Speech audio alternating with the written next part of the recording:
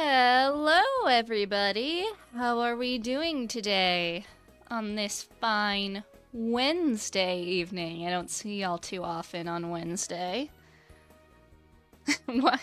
Why are we filling the chat with dots again? If you unionize all the time, you realize that's just gonna end up, like, not making it effective when you actually do want something. But how is everybody? I hope you're doing well. Y'all are funny. Hope you're having a good middle of the week. Everybody scatter! Like that one John Mulaney quote that's like, and we all ran in different directions, like the rats in Ratatouille. That's whatever I think of when I hear scatter. Anywho, what are we gonna start with today? I guess we can start with a look at the tier list again, a little, refresher there. Let's see here. No, you guys only get the pug when Sirei Supervision is playing. That's the arrangement. Alright, let's go there. How am I doing? I'm doing good!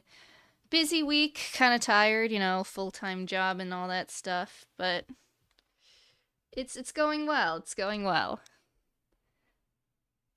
Here's our tier list. Someone else is cooked. Like, we've only had one body. So I'm nervous for who the second one is gonna be. So I'm a little worried about that.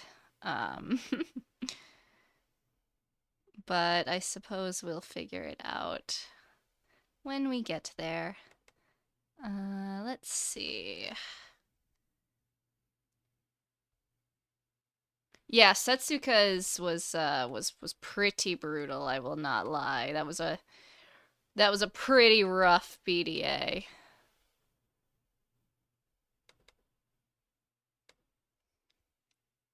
Who do I think's getting cooked? And thank you guys for the well wishes. Oh golly, I said Nikkei was my two victim predictions for the chapter were Nikkei and Setsuka.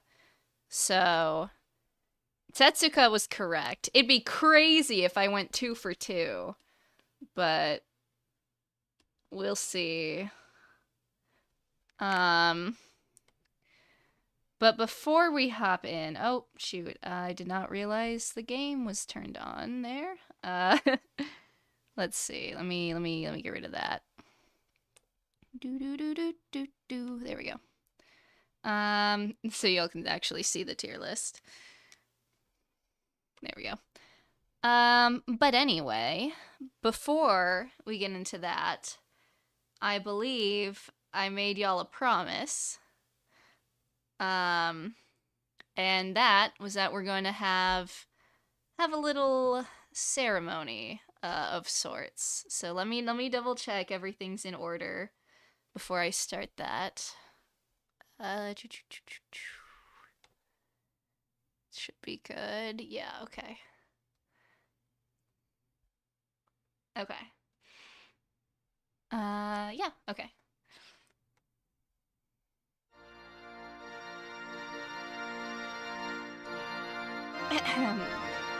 I will be reading things that I definitely did not take off of Google and the internet. So let me get my thing up here. Okay. Give me 1 second here. Okay, make sure the music volume is not too loud. It's a little loud. We'll turn that down. Okay. Dearly beloved, we are gathered here today to witness and celebrate the union of Sora and Yoruko in marriage. In the time they have been together, their love and understanding of each other has grown and matured, and now they have decided to live their lives together as wives. True marriage begins well before the wedding day, and the efforts of marriage continue well beyond the ceremony's end. A brief moment in time and the stroke of a pen are all that is required to create the legal bond of marriage, but it takes a lifetime of love, commitment, and compromise to make marriage durable and everlasting. Today, you declare your commitment to each other before family and friends. Your yesterdays were the path to this moment, and your journey to a future of togetherness becomes a little clearer with each new day. Thank you, s'more.com. Now, to the vows. Okay, thank you very much for the rainbow sticker. As it's a perfect time for it. Sora, if you will begin your vows. My dearest Yuruko, standing here today, I am filled with gratitude and joy. From the moment we met, I knew you were someone special. You are my best friend, my confidant, and the love of my life. I promise to love you unconditionally, to support you in every way, and to be there for you in times of joy and sorrow. I vow to cherish every moment we share and to create a lifetime of memories together. I will listen to you with an open heart, respect your dreams, and stand by your side through all of life's challenges. I promise to be your rock, your safe haven, and your biggest fan. You make me a better person, and I am so grateful to be walking this journey with you. I love you more than words can say, and I am honored to become your wife. Forever yours, Sora. And Yuruko, you? Sora, you are my sunbeam and my moonlight. Every day I fall more in love with you, and I couldn't imagine my life without you. I feel overwhelmed with joy about expressing my whole heart in front of our friends and family gathered here at our wedding. And I promise to always listen with patience, to support you when you're tired, and to be by your side no matter what. I can't wait to build our future together and see what the world dares to throw at us. Do you, Sora, take Yuruko to be your lawfully wedded wife, promising to love and cherish her through joy and sorrow, sickness and in health, and whatever challenges you may face, for as long as you both shall live? I do. And do you, Yuruko, take Sora to be your lawfully wedded wife, promising to love and cherish her through joy and sorrow, sickness and health, and whatever challenges you may face, for as long as you both shall live? I do. I will now present the rings. Give me one. Oh, shoot, I didn't add this. Hold on. Will the, hold on. There we go. Will the ring bearer now present the rings? Thank you. Through this ring, I accept you, Yuruko, as my wife, now and for all time.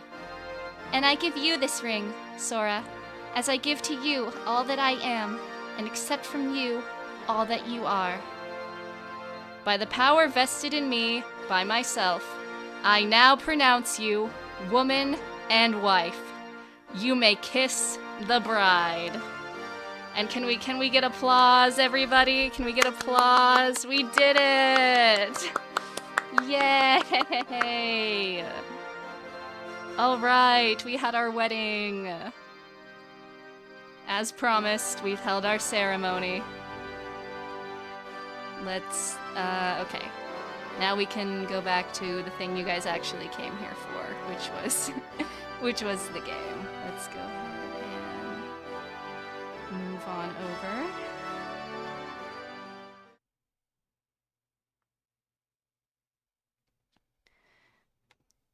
That was wonderful. Thank you all for being there. That was very, very fun. All right. Turn on the music. And now back to pain, misery, and suffering. But there you go. There was our wedding. Happy Pride Month, everybody.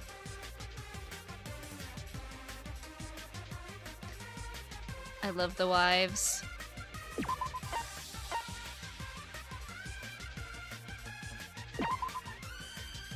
Uh-oh. Is this the wrong...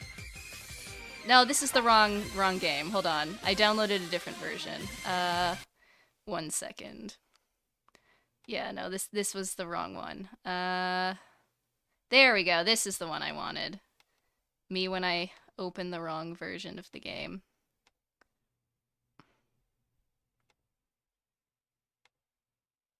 Okay.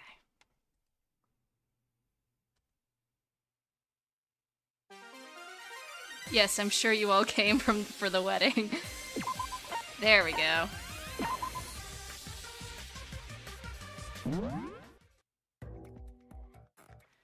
Alright. Where were we? Oh! Right. I almost forgot after the lovely wedding we had. Alright. We did the file. Okay, we'll do the corpse, but just another... I don't know if they're gonna show it in detail again, but just another heads up for anyone who wasn't here yesterday or hasn't seen it. If they do show the body in detail, it was very brutal. So just a, like, heads up, trigger warning, do whatever you need to do if you need to look away for a bit. Just, you know, keep yourself safe and all that. But anywho. It's Setsuko's corpse that's been laid on the altar. It's been butchered to pieces. Ugh. I thought I had a pretty strong stomach. But this is too much. Oi. Hey, you don't have to force yourself. I'll cover the body for you. Nikkei.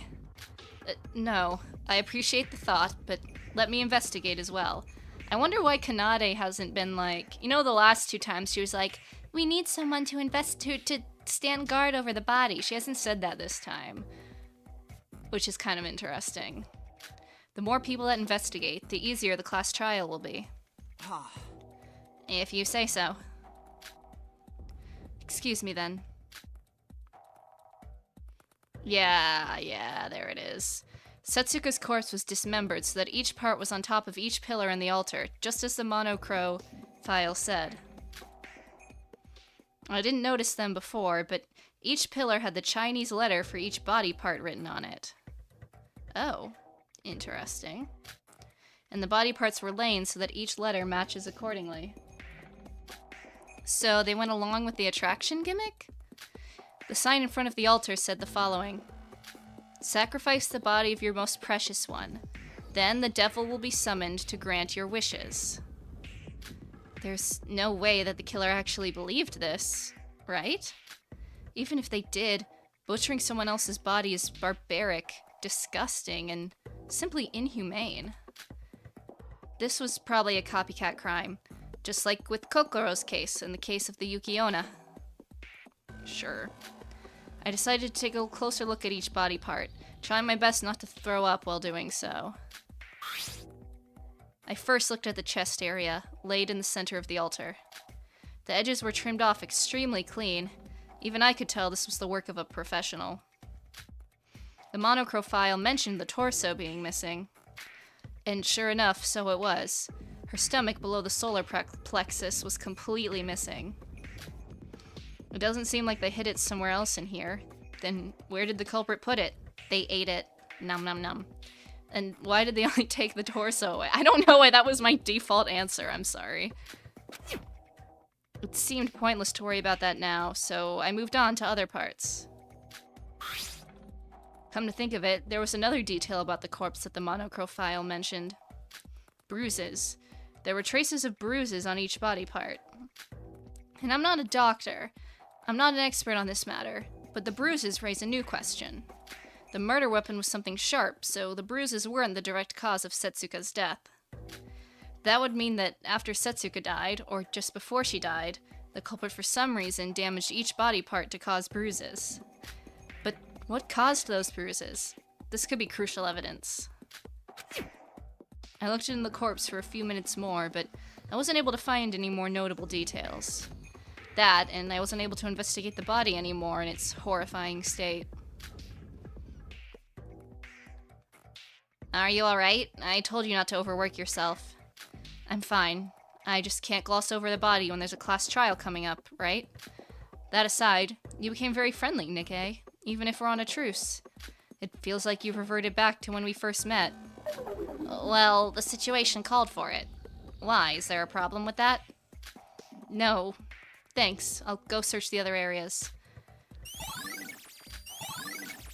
Alright, for anyone who wasn't watching, I think we're done with the body, so you're good to look back if you weren't looking. But anyway. Teruya? Teruya. Huh? Sora, what's wrong? Well, I was wondering if you knew anything about the case, especially since you weren't with us throughout today, along with a few others. I feel sorry about that, but I didn't find a clue about your innocence yet. But I'll come back once I fully regain my memories and learn the truth about you. That's all good, but the class trial comes first. You're right. Nah. Actually, there was something weird that happened while I was doing the item check today. I was doing my daily checkup for each area this morning, but something was off with the infirmary. You know they keep blood packs in the refrigerator there, right? Okay, I was gonna say, I said this last time, like, the copious amount of blood in this mansion. I don't know if a human being could even make that much, so... Well, somebody took all of them. All of them? Yeah, just yesterday, they were all definitely there. That's not all. The medical kit with the bandages, ointments, and antibiotics. Somebody took all of that as well. But when I came back this afternoon, they were back there in its place. But the blood packs were still missing?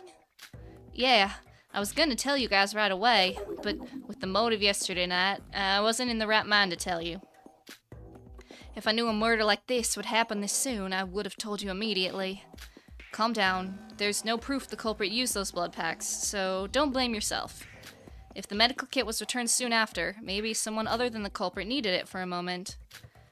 You're being considerate, as always. Thanks, but I feel this might be related to the case, so maybe my account could help us out in the trial.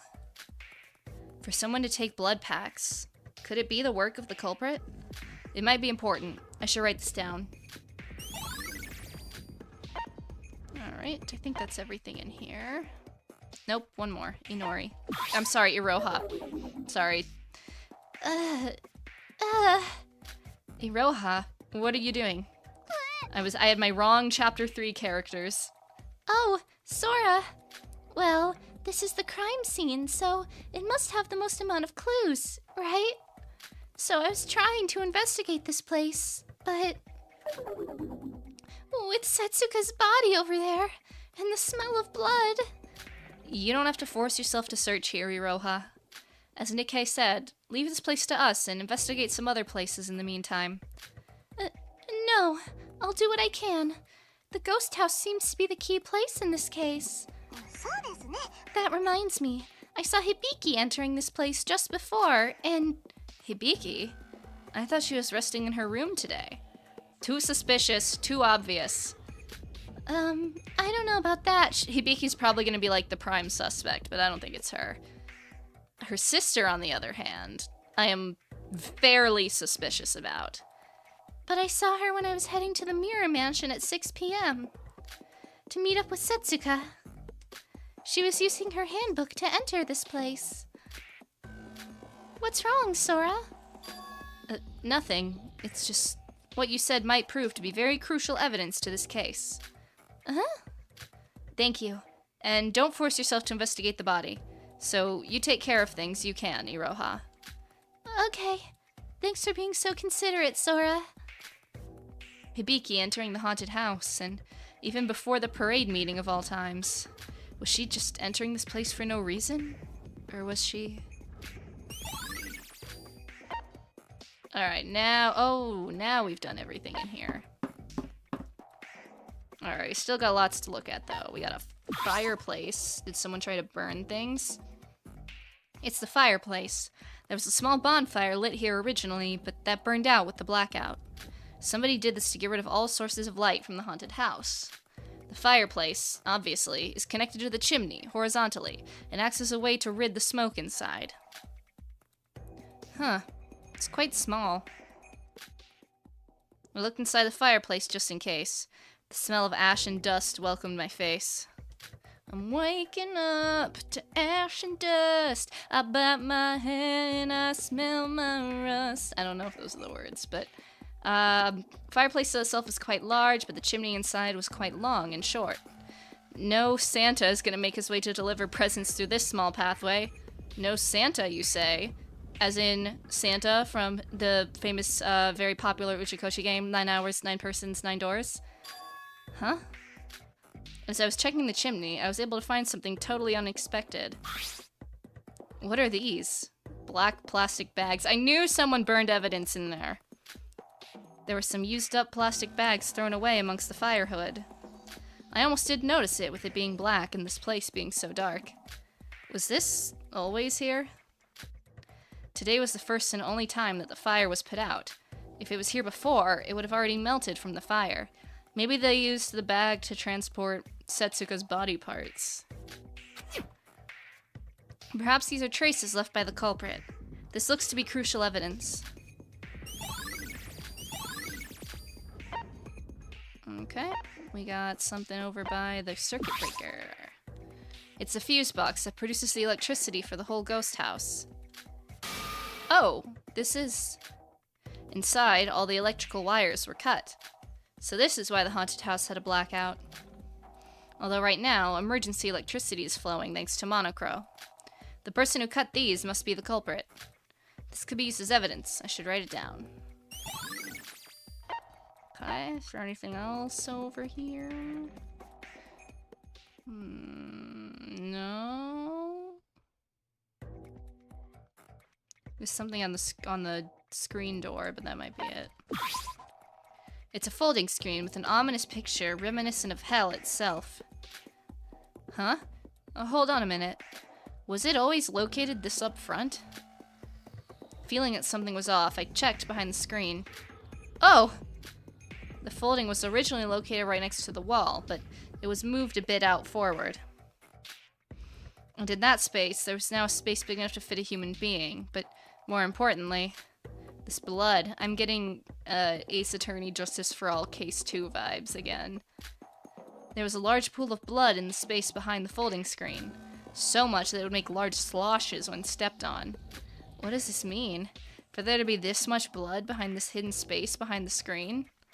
On closer look, all the blood trails leading to the altar originated from this place. Was the folding screen like this when we were searching for Setsuka? I guess I didn't check it thoroughly with this place being so dark. Even now, with the dim light, it was hard to notice it until I got real close to it. But one thing was for sure. There was enough space for someone to hide behind the screen. The folding screen. I should write this down. Okay, I think that's everything in here. Shinji, what are you doing? Whoa! Sora. Investigating hard, as usual? Could you stop doing that? It makes me feel like I'm some sort of big boss of a Yakuza clan. Sorry about that. I was looking into the gate records. The gate records? Yeah, Yuki told me that with this island, we can keep track of our alibis using the gate records. I didn't fully understand what he meant by that, so I was looking into it. Yuki's got the better brain between us, so I've got to listen to him. But as you can see, I'm not good with machines. I barely even use the handbooks. The gate records. Yuki has a point. After all, the murder definitely seems like it happened inside Setsuki land. And although our names didn't show up, we can try to validate our alibis using the timestamps shown on it. I'll help you out. Thank you. If you push the panel here, the screen does show up, but you need to slide the screen, like so. See? You get a record of all the people who pass the gate for each day. Whoa! Technology these days is amazing! Amazing.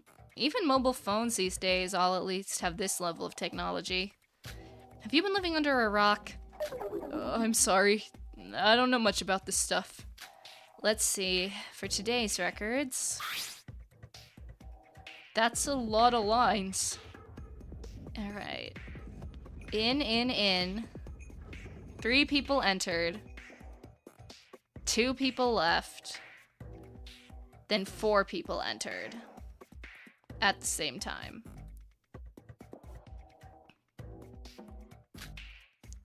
No, considering what happened today, there isn't much new info about it. The 4 records listed as 1958 are back when you, Yuki Kanade, and I were searching for Setsuka. Okay, so someone came in, 2 minutes later another person came in. Those 2 people were in until, okay, we're gonna say person A, B, and C, right? Person A came in. 2 minutes later, person B came in. And then, like, an hour and a half later, person C came in. Then, like, 12 minutes after that, person C left. And then another, like, 8 minutes after that, or another 6 minutes after that, person A left. So the only person who didn't leave was person B. Interesting. Oh, you're right. And the gate system was turned off after the body was found, so we were the last people to enter this place recorded by this. Then we should take note of these 5 records between 1755 to 1942. Well, the ID here that went inside at 9:24 and went out at 1936, that's gotta be me, so we only have to check the other 3. Okay, well if that's Sora, that means the culprit was in there. It means the culprit and Setsuka basically went in at about the same time. Assuming this is the culprit. It might not be, but assuming it is, right?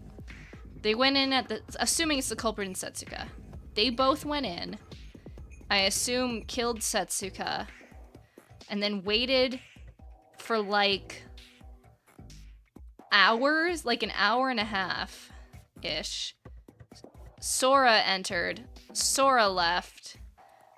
And then the culprit left a few minutes later. Interesting. That's you? How can you be sure when your name doesn't show up?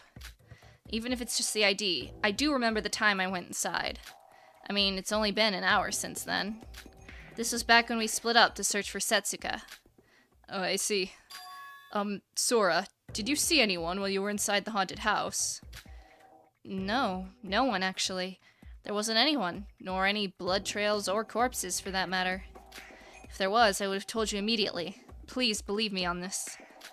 No, it's not that I don't believe you, but by these records, you went out at 1936, and someone else had gotten out of the ghost house 6 minutes later. So that would mean there was someone inside when you'd entered the ghost house back then. Huh, you're right. The ID WN2LB7. That person went inside at 1755. Huh? So that would mean this person stayed inside during 1755 to 1942 for almost 2 hours. But I didn't find anyone there. Am I the only one who got the chills here? So that ID must be the culprits, right? The culprit must have entered the ghost house at some point.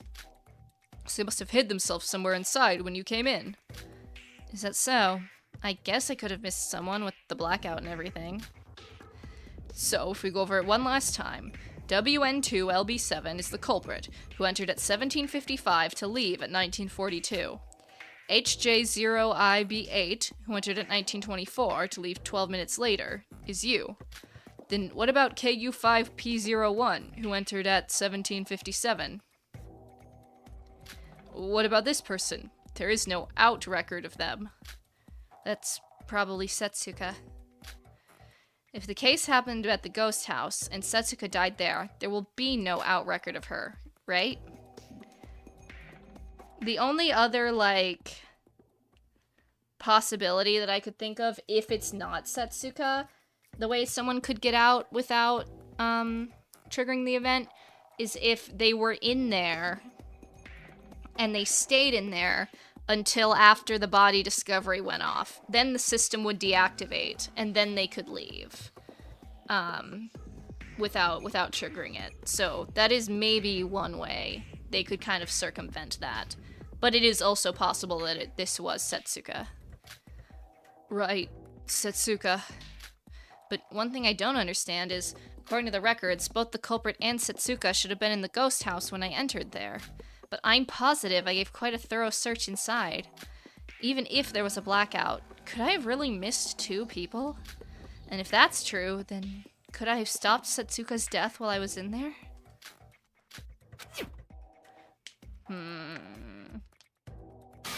Sora, please don't make such a face. It's not your fault. Anyway, we need to catch the culprit who did such a terrible thing. No, we must catch them. Oh, Shinji, are you trying to cheer me up? How sweet of you. Thanks. You're right. I've got to do my best, for Setsuka's sake. The gate records will probably be important, yeah. Undoubtedly so. Oh, right, Sora. There was something I wanted to ask you. Yeah? What is it? I was going to visit the swimming pool during the daytime to take my mind off of things, and the pool at Block C was prohibited from entering, so I was wondering if you knew anything about it. Prohibited from entering? What do you mean? First time I've heard such a thing. Well, there was this picket saying it was against the rules to use the pool, it was time for pool sanitation.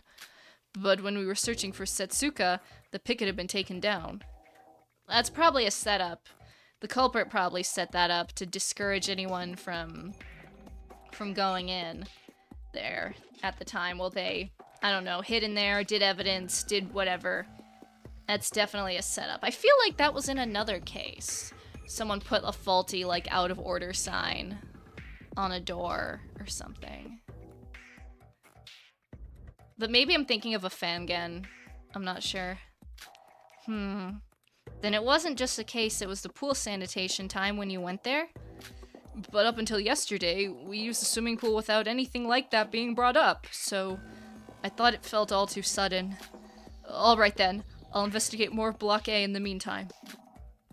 The pool? Shinji's words do have a point. I should go there and investigate that place as well. Shinji's account has been added, okay. The flower bed. The flower bed decorated next to the haunted house. Doubt there'd be anything worth investigating. Well, there was a big red exclamation point, Sora, so there's definitely something in there. Something was just shining in the bushes. A mono coin? No. Is this clothespins? Or a hair clip? No, they're clothespins. The shining pin was an example of some sort, probably used to hold something. There were multiple of them on the ground, and they were scattered as if someone tried to hide them there. Why would there be pins in a flower bed? With this place being quite close to the crime scene, I doubt this was just some coincidence. What would they use pins for? The only thing I can think of would be like, didn't Hibiki not have her hair put up? Like, and Kanade was like, hey, sis, you didn't even pin your hair up yet. Maybe these are like Hibiki's hairpins. That puts some suspicion on Hibiki, I guess. I don't know why she would throw her hairpins in the flower bed, though. I don't know what they were used for, but they could be evidence. Let's keep them in mind. Hello, wife. Hi, wife. Yuruko? Oh, Sora. Sorry. I wanted to help investigate the ghost house, but the smell... It's too much for me to handle. Anyone would be, but I had to. I had to make sure I investigated everywhere. It was difficult for you, too? Absolutely. I'm a person, too. Alright.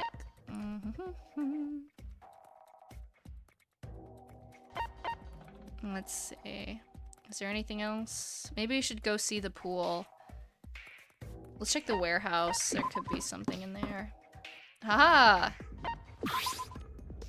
There were these dolls used for the parade.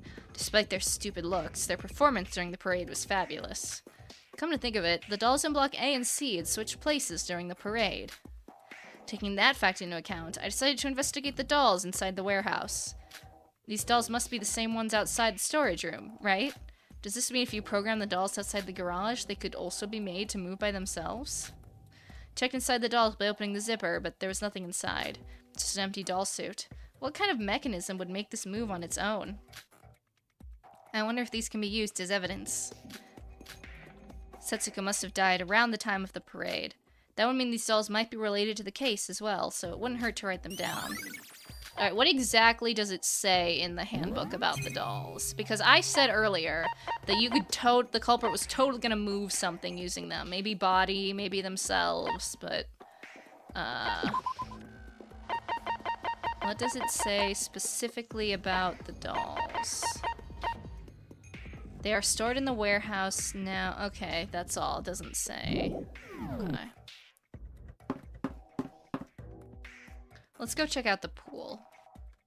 I guess let's look at the monorail station too, but I doubt there's anything up here. Yeah. Oh, well, I mean, there's something on the board. We'll go into the monorail too. Oh, no, wait, that's just to use it. Silly me. Let's read the board. Sign about the monorails. Monorail station. Stops for maintenance every other hour. I'm gonna have to write this down, aren't I? Okay. Maintenance every other hour. 8 a.m. It goes B 5 minutes. One will take its departure in the opposite direction. Monorails aren't active during nighttime, so let's train. Nothing special to note. Then another one goes from B to A in 5 minutes. Okay.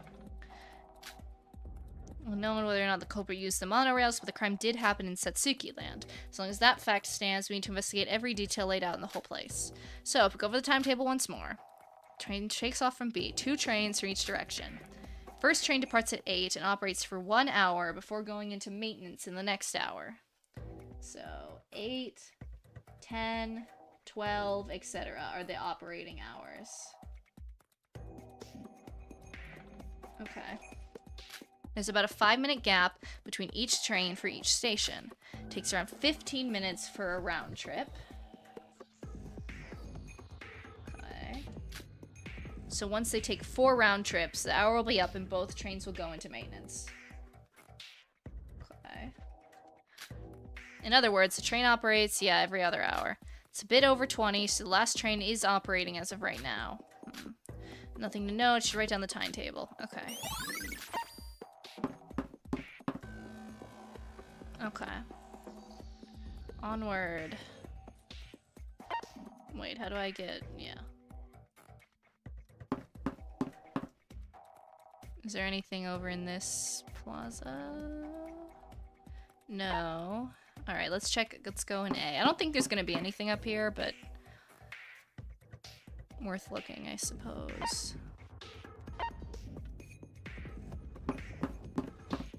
Same. Yeah, nothing over here. Didn't think there would be, but, you know, worth a check.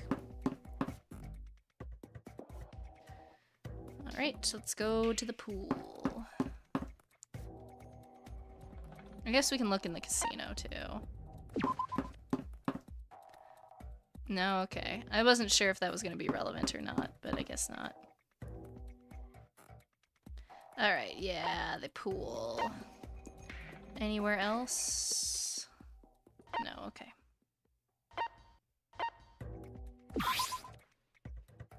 The pool. According to Shinji, you couldn't enter during the daytime due to sanitation. I guess since I'm already here, I should check the gate records. 5 IDs, so up to 5 people used the pool today. Alright, so 2 people came in together. Then about half an hour, a little over half an hour later, person A left. And then about half an hour after that, person B left.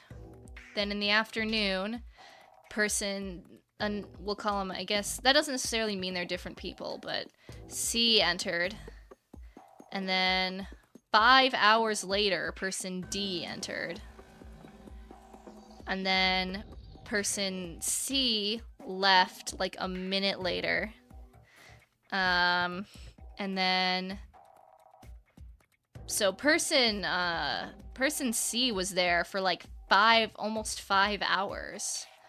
And also person D never left, which is interesting. And then at 1910, someone came and left for like 5 minutes. Okay. Out of these 5 records, the last one must be when we were searching for Setsuka. So that means 2 people entered in the morning and went out about an hour later. Nobody entered since due to the pool being closed. Huh.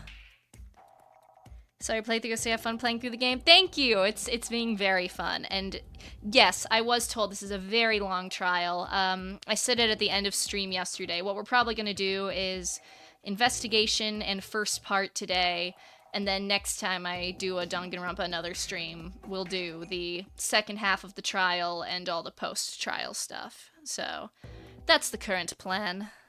Crazy long trial. Wait a minute. 12:54. Someone entered during this time. This clearly contradicts with Shinji's account, of course. Shinji didn't mention the exact time, but simply referred to the time as daylight. But I think it's safe to assume that 13:54 is in the range of daytime. I assume that's meant to say 12:54. CNFU3. Whoever this is, they entered at 12:54 and left at 17:25. So the sanitation process must have ended before then. I don't think there was a sanitation process, if we're being honest. Guess I need to ask Shinji when exactly he went to the pool, but the mystery didn't end there. NU30D2, or 30, sorry, D2, who entered at 17:24. There's no records of this person leaving the pool. Thought that person without records back at the ghost house must have been Setsuka. Then why is there also an ID without an out record here in the pool? So if one of them is Setsuka, then the other one must have done that thing I said earlier where, like, they just waited until the BDA went off and then left. This was 30 minutes before the parade started. Should ask the others if there was anyone who entered the pool during this time. Here's the question, though. Did he say all gates are disabled once a murder happens? He did, right? I'm pretty sure that's what Monocro said. Anyway. Alright, let's go inside. It's gotta be something in here, right? Okay, yeah. In that corner.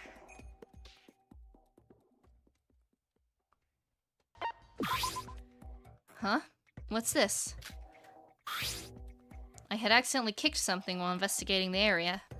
On a closer look, it was a bottle of some sort. Let's see here. Penicillin? Aren't these antibiotics? Why did they end up in a place like this? Penicillin? Isn't that for, like, I don't know, strep or something? Like, or like flu? Huh. Okay. This should be back at the infirmary. For them to be in such a place. And to top it off, it wasn't even an empty bottle, but an unopened new package. There wasn't even a needle go with it, just a full bottle lying around here like it's nothing. There's no use thinking about it alone, I should write it down. Why is there a unused bottle of penicillin? Alright, we did it, everybody. Wait, where's the body? Wait a minute. We can't go to the trial now. Only one person died. Ahem. Is the investigation going smoothly? I assume enough time was given for everything to be inspected. The night is almost here. Let us start the fun before it gets too late. I will now open the trial gates. So, everyone gather around the trial entrance on the first floor of the monocruise. I don't think there's a need for me to mention this a third time, but participation is obligated. I will not allow being late or absent, so keep that in mind. Aw, man, this means I have to voice the trial. I think time's already up? This is bad. I don't think I have the slightest idea about the case. Well, I actually have a better idea about what happened, I think, than I did last chapter, so, you know, it's a start. But it's almost nighttime, as Monocro said, and if it gets too late, we might have to proceed a trial where everyone's sleepy. Well, for me, I did sleep the whole day, so I'm fine, but the announcement's been made, so there's no choice other than to head for the... What? Hibiki, you're still here? Get a hold of yourself, Hibiki. I know you're shocked, but you'll die if you don't make it through the trial. Where's Kanade when you need her? Huh? Did I just step on something, or... What? Oh, her little hair ties. The thing I stepped on while approaching Hibiki was a hairpin, and it looked quite familiar. It had the same shape as a 1/8 musical note. Why is this... I mean, of course, the owner is right in front of me. Duh. Hibiki, please, wake up. Your hairpin was right here on the ground. Really? Why should I be the one doing this? So this is how Kanade feels all the time. Hibiki, come on! Here, grab my hand.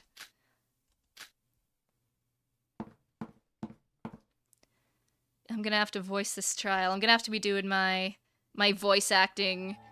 I'm not a voice actor. It's so over. Oh well, I'll do my best. You guys can judge me all you want, but she's here. Sora, why were you so late? Sorry, I was trying to bring Hibiki here. Hibiki? Sis! She's been standing still ever since she saw Setsuka's corpse. I think she had quite the shock. If I didn't bring her here, she might have stood there forever. I would imagine so. Setsuka was especially very important to Miss Big Sis emotionally, after all. Kanade, she's your family, right? How could you just leave her and make Sora take all the responsibility? I thought she went ahead without me. I didn't think she would just stand there all this time. More importantly, Kanade, please do something about this. If this goes on, she won't be able to participate in the trial at all. Sis. It's alright. Come on, sis. Here's a good girl. You know I can solve anything for you. I'm always on your side. Everything's going to be fine, so just forget everything. Clear your mind. Leave it all to me. Kanade. Uh-huh. What? What's going on? Where are we? Is this the class trial grounds? Why are we here? What's up with her? It seems like she was taken out of her trance by my constellation, but she seems to have lost some of her memory as a side effect. Sis, Setsuka is dead. We need to do a class trial. Suka is dead? What's that supposed to mean? Just now? Wait, what do you mean by that? Suka was... Sneep? No. It's alright, sis. Don't cry. I'll take care of it. From that confidence, I'm guessing you already know who the culprit is? Kanade? Suspicious. I see everyone's gathered. Let's get started then. Take the elevator in front of you to enter the trial grounds. I'll be waiting for you down there. Ooh. So here we go again. Damn it. I'm sick of this already. We can continue our talk at the trial. So, the third trial will start soon. This case in particular felt like something was different this time.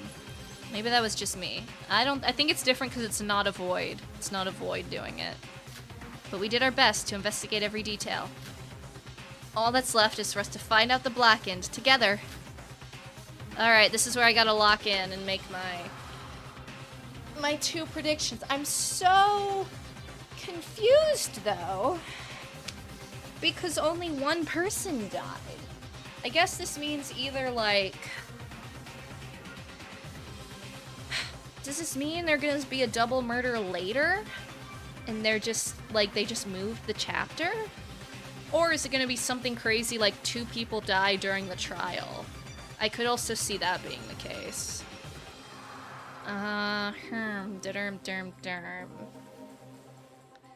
Okay. I do have 2 suspects. I'm feeling pretty good about this case. Not quite as good as I did the first case, but way infinitely better than I did about the second case.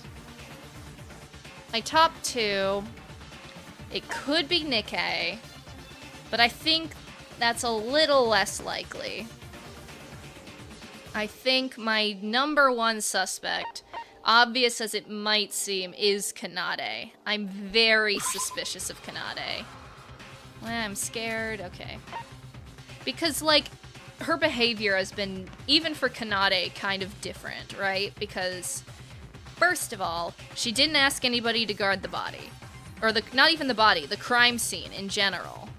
Which she has insisted we do the last 2 times. we didn't see her investigating at all either, versus the last couple of times I feel like she was very on top of things. And, like, she was weirdly, I don't want to say happy at Setsuka's death, but her behavior's been weird. So, she's my #1 suspect right now.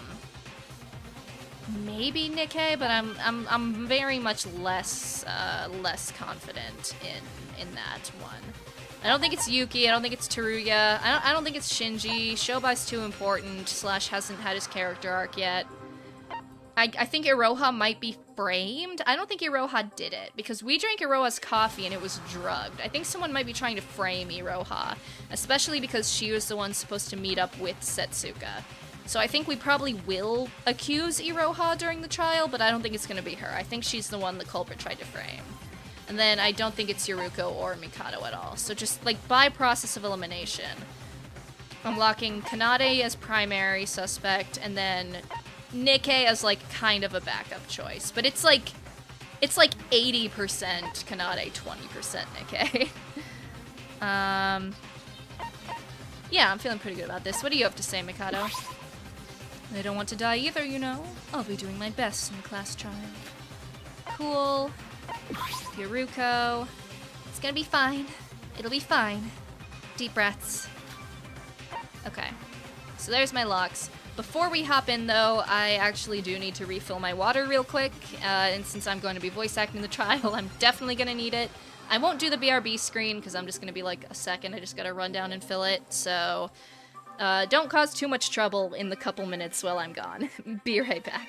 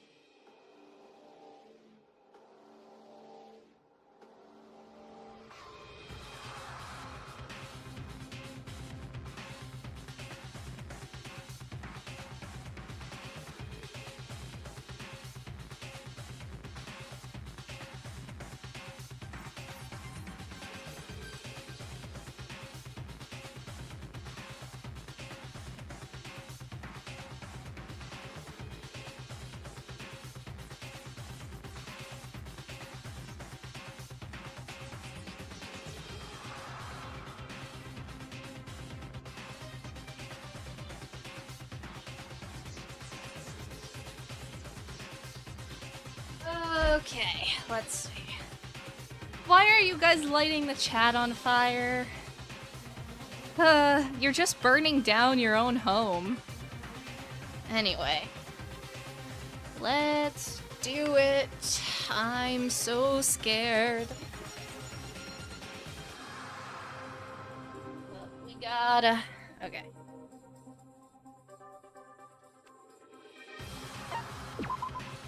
Yes, let's go. Let's go then, everyone.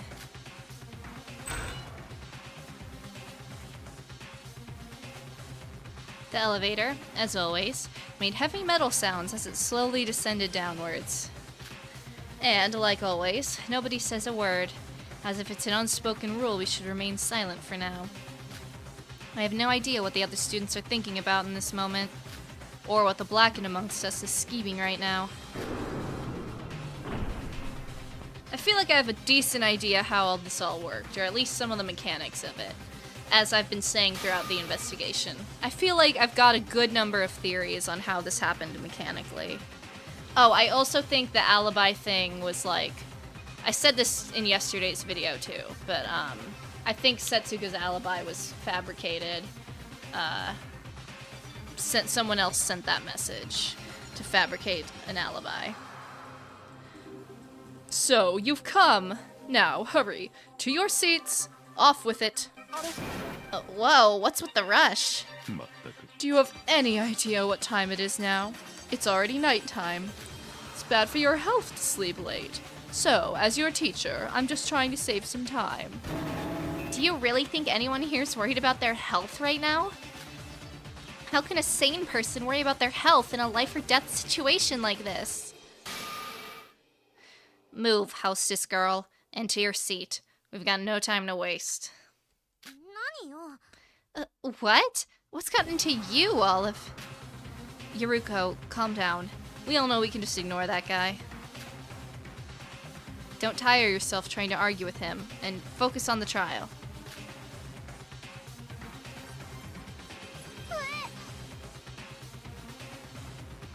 There's only there's already 5 death portraits, so there's only 11 of us left? And someone among those 11 will die in this spot. Well, granted that we get the killer right, that is. Sneef! Mom! Dad! Sis, stop crying. We need to find the baddie who killed Setsuka. Setsuka's death must have been painful. To tear a person's body like it's a toy. Yeah, that was so extra. I cannot forgive such an act. Both Emma and Hajime committed terrible acts as well. This was too far. We're not dealing with a culprit. We're dealing with a monster. How could you do such a thing to a friend we bonded with? Bro. I agree. We could always depend on Setsuka. If I knew this was going to happen to her, I would have tried to get closer to her. You crying? Says who? Everyone. We need everyone's help to find the killer this time. Whatever their objective may have been, they went too far. Let's avenge Setsuka's death. Very well. It seems you're all mentally prepared. So let's start the show. Dead or alive, the third class trial. Setsuka. Watch out, body warning. The always caring, dependable Setsuka. We would have been doomed if it weren't for her support all this time. I don't know what we're gonna do without you from now on, but for now, we will avenge you. We will find the devil who made you suffer so much. Their identity will be revealed here and now. Okay, the body's gone. With everyone preparing themselves, we now stand on the path of life or death. The trial of life or death. The lies of life or death.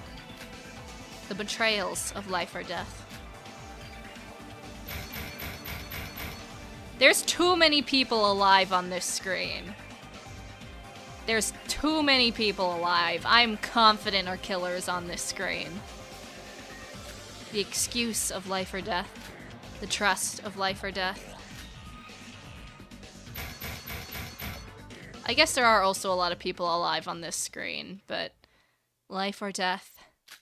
The class trial. But I don't think it's any of the people on the third screen, so. Yes, all my suspects were on that second screen. All right, let's look at our skills. Did I have any new ones? I did. Okay.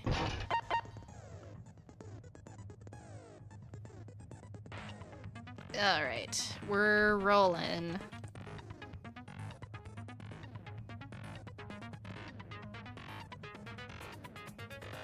I got my water. Okay, here's a question for chat. When you drink water, what is your ideal water temperature? Are we talking like room temperature? Are we talking like chilled but no ice? Are we talking ice? If so, how much? What's everyone's ideal water temperature? Because for me, it's either like chilled or with like light ice.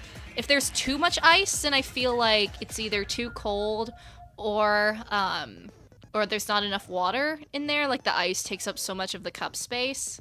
But I also, room temperature is unacceptable to me, so. Anyway, let us continue.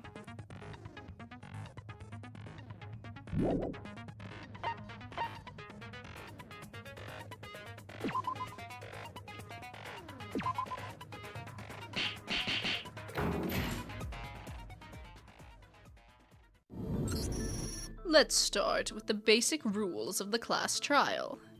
The result of this class trial is determined by your vote. If you vote the correct blackened, only they will get punished. But if you pick the wrong person,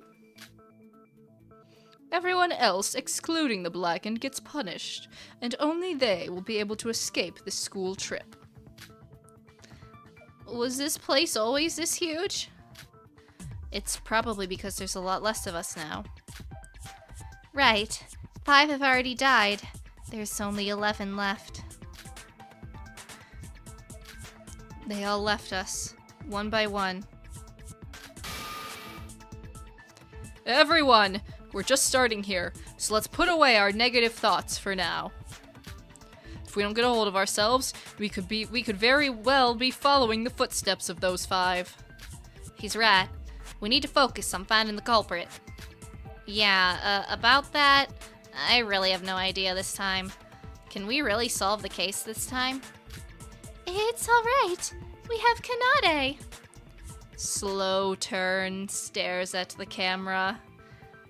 Except she's the culprit. I'm decently certain, at least, and that's why they're like, ah, ha, ha, ha. She did most of the heavy lifting last time, so for this case, we're cooked. We're cooked. It's always the overpowered girlies who die the next chapter. And what if Kanade's the culprit? Exactly, Yuki. Then I guess it would be the end for us. What happened to your happy-go-lucky state, Iroha? Because Kokoro's already dead. And if it weren't for Kanade last time, we'd all be dead. And if Kanade's our enemy, that means we have no brains on our side anymore. Dang, not the subtle roast to everybody. Iroha, don't be so sure of that till the very end. Don't give up on us just yet, alright? Even if each of us aren't perfect on our own, that's why the trial exists. For us to debate through this together. I couldn't have said it better myself. They say, well begun is half done. And I'd say this is one of our better start-offs. So that means... Would you believe it? We're already halfway through. My, that lifts my spirits up. I'll do my very best in this trial as well. I want Mikado to participate. They never let him talk, but he's so funny when he does talk. Shutting up is the best you can do for us, so shut it. Quiet, everyone. Shinji's right. Let's get this thing together and find out the culprit. That's what Setsuko would say if she was here, right? And our other social butterfly, Hibiki, is in, well, that state. Sneef! Don't worry about Sis. She's just a bit shocked. She'll be okay in a while. Alright, let's start this thing. The only other thing I can think of, if it's not Kanade, and if it's not Kanade, maybe it's something crazy like Because the only thing keeping me from saying it would be Kanade, I don't know if she'd leave Hibiki to die. But maybe, like, either she secretly hates Hibiki and she's just been lying to us the entire time and wants to, like, finally be free of her. Or, if she actually does love Hibiki, then it could be something like she somehow tricked Hibiki into murdering Setsuka, and is just gonna take the blame for it, essentially. Like, she wants us to think it's her, and it's all this one big setup, so that we'll vote for her, we'll vote wrong, and then Hibiki can win and escape, even though that means Kanade dies, but she's okay with that because she just loves her sister so much. I don't know, I could see it going either of those directions. But we will see. But as always, finding the best place to start is the hardest task. Mr. or Miss Culprit, please raise your hand. Iroha, it didn't work for Taka. It's not gonna work for you. I just thought it was worth a try. Well, we should go over the basic outline of the case. Wait, there's something I want to clear up first. Yuki, what is it? You all read the Monocro file, right? The file this time around is honestly very poorly written. It wasn't very good the first time either, to be fair. I mean, it doesn't even show the time of death. Did it? Wait, but didn't Kokuro's case file also hide the time of death for us? That was because Kokuro's corpse was frozen, making it difficult to determine the exact time of death. In Yuri's case, it was clearly different. Except for exceptional cases, it should be given that the time of death should always be shown to us. Sip. Monocro, care to explain this? My, am I the one at fault again? You're clearly hiding important information that is crucial for us to figure out what's going on in this case. Yoruko, please. There's no need for such harsh words. The Monocro files aren't your gaming walkthroughs. Sometimes we are forced to leave some details out. What do you mean by that? Wrong voice, but it's fine. Let me explain. Well, in short, it's for fairness of the trial. There are two cases where the Monocro file leaves out information. First are cases where it is simply impossible to include that information. A prime example being Kokuro's frozen body, making it impossible for us to find the time of death.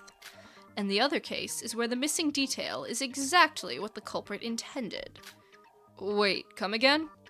For example, let's say our culprit used some tricks so that we can't easily determine the murder weapon. But then, if the Monocro file says, the murder weapon is a knife, all the hard work done by the culprit would go to waste, no? So, in these cases, we intentionally leave out information about the murder weapon. Or at least make it very vague. What? First time I've heard of such a rule. Because up until now, there was no need for that rule. It's exactly as Mikado said. This case is such an example of that rule. How's that fair? You're clearly giving the culprit an edge. No, not entirely. If they hid the time of death, that means there was a reason to do so by the culprit. In other words, when did Setsuka actually die? We should start from there. Nope, I know how to play.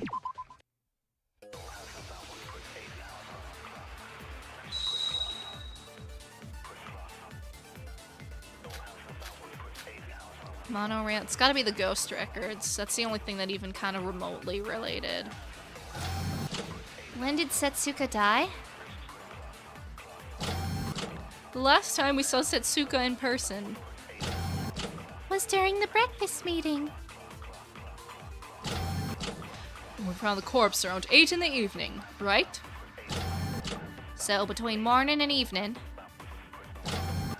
Isn't that too long of a gap? There's no we can't help that. Well, wrong voice. There was no witness. between the last saw her and the time of discovery and her death. We have to randomly search. Wrong. I was trying to wonder if I had anything against that, but that was it. For the non-stop debates and any mini games, since they're not voiced, I will try to voice them, but only the first time through. After that, I'm not gonna voice them on repeats. Save. Continue.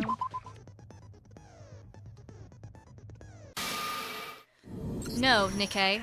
Perhaps we can narrow that time frame further. Huh? There was something that came to me while I was investigating.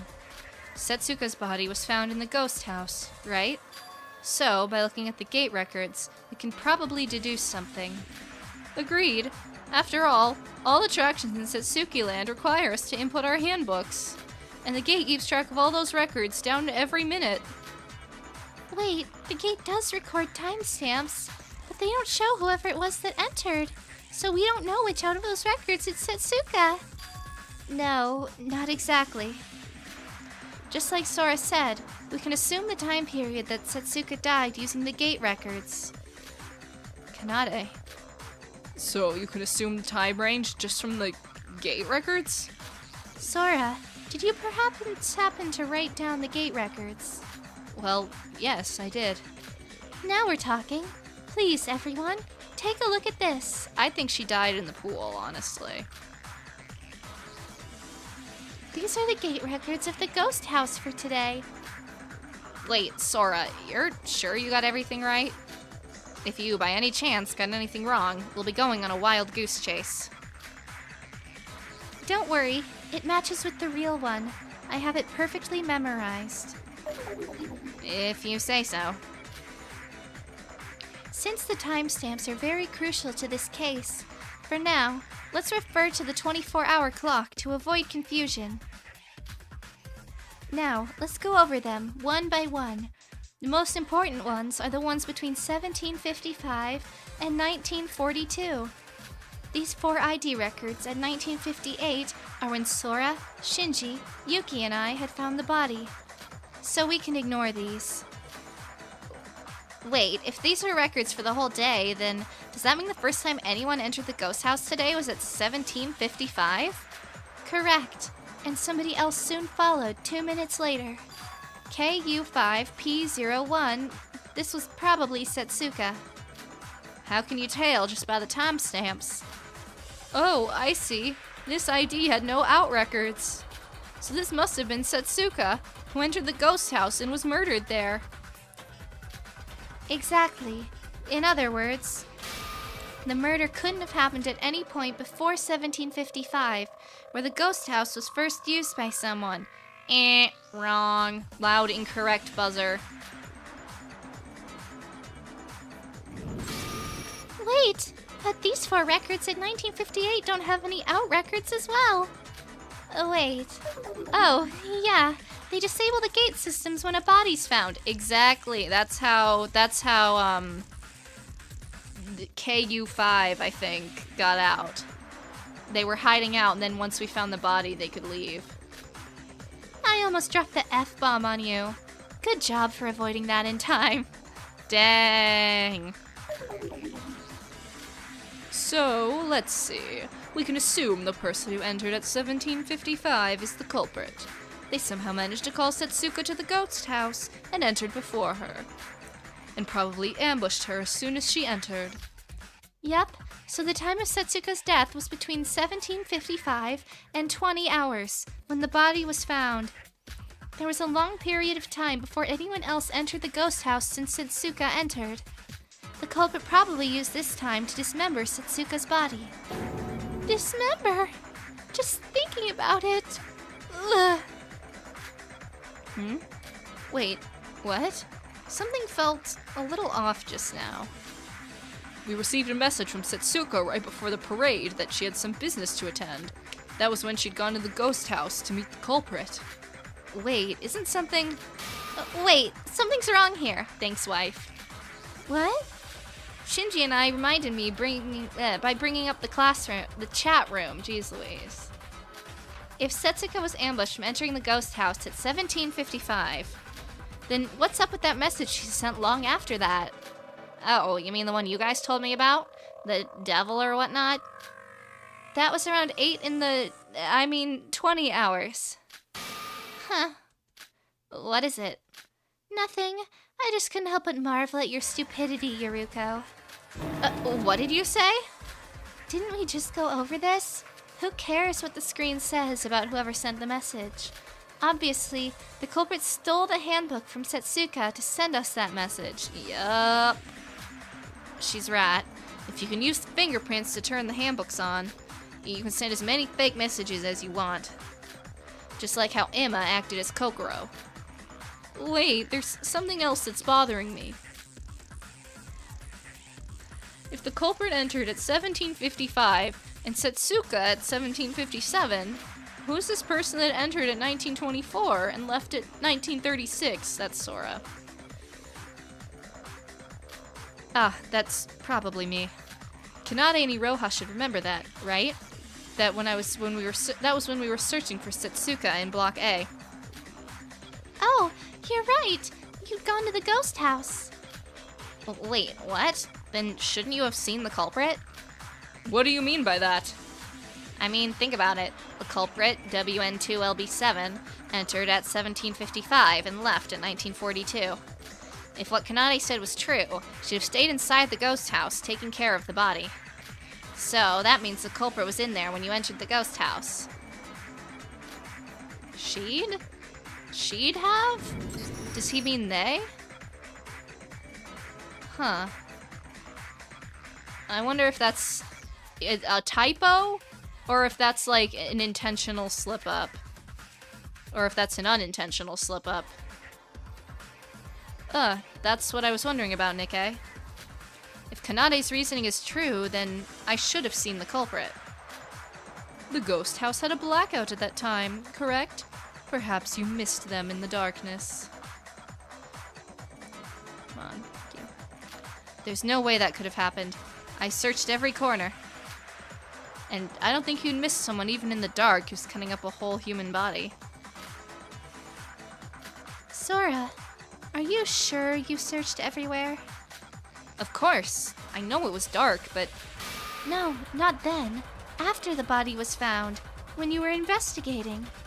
The lights were definitely on, so if you searched thoroughly, you should have seen that place, right? That place? Was there any room for the culprit to hide to take care of the body? The folding screen? Hold on. Oh wait, there it was. Are you talking about the folding screen near the entrance? So you're suggesting the culprit hid behind that? Exactly.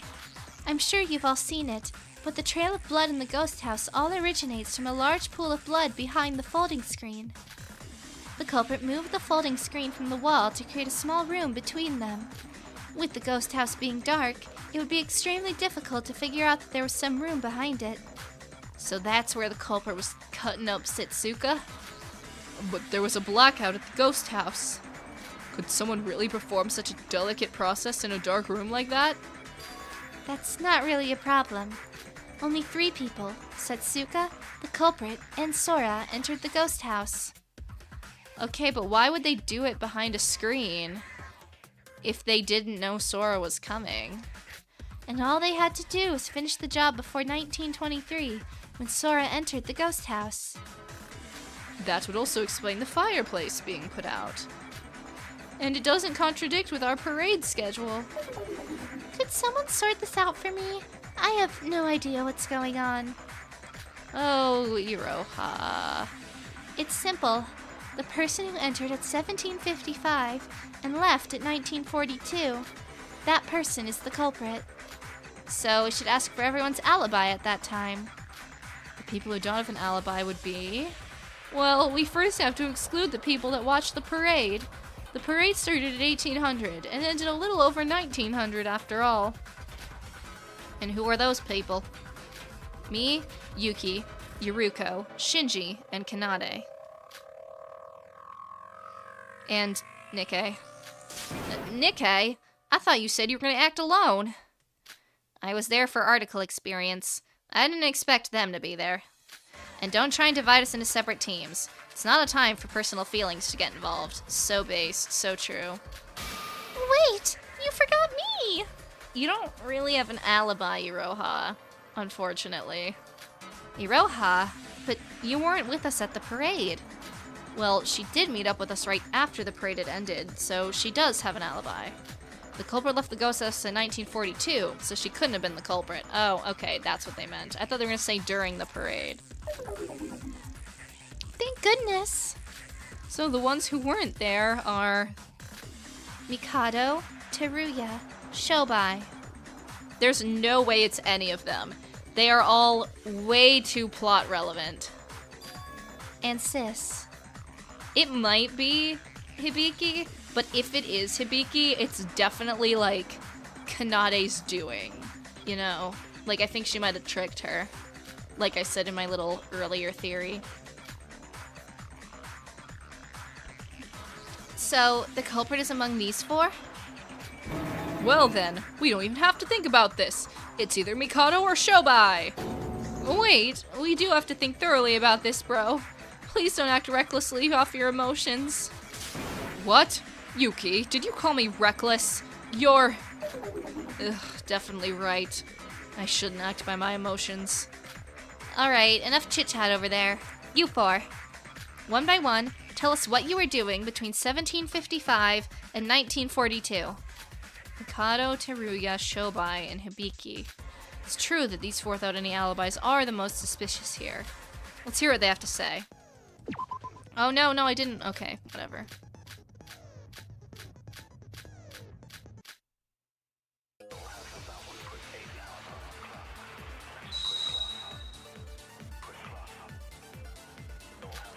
Unused antibiotics, Iroha's account. It's gotta be Iroha. Because there's no way either of those two things are relevant. What were you four doing then? I was raising my MP in my room. It might be the antibiotics if someone's talking about using the antibiotics. We're serious here, you scum! I was at the item mart doing my item checkup. I don't have any proof, though. Wouldn't you have noticed the antibiotics? Sis, where were you all day? I don't know. I really don't. I didn't go anywhere today. Shobai, it's your turn. A library. Reading books. Whoa, he's not sleeping for once. Alright. I'm gonna ask he should have noticed the antibiotics, right? If he was doing inventory stocks.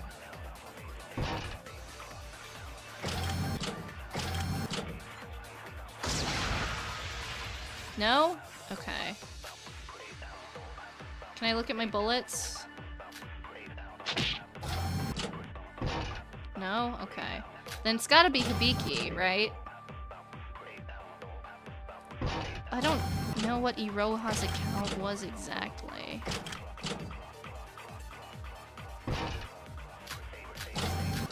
Definitely not missing abdomen. Alright, we'll try this. We didn't go anywhere. Iroha must have said something. I don't remember exactly what she said, but...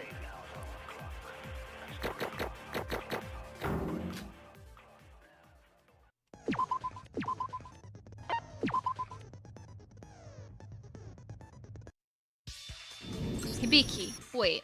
So you're telling me you didn't go anywhere today? Then how do you explain the existence of a witness seeing you enter the ghost house? What? Iroha said she saw you there. Right, Iroha? Oh, yeah. I saw her a little bit before 1800 as I was going to the Mirror Mansion after receiving a massage from Setsuka. Wait, 1755? That matches with the timestamp on the gate. That was when I saw her. I'm sure of it. What? Hibiki entered the ghost house at 1755? Are you sure about that, Iroha? I'm positive. It was definitely Hibiki.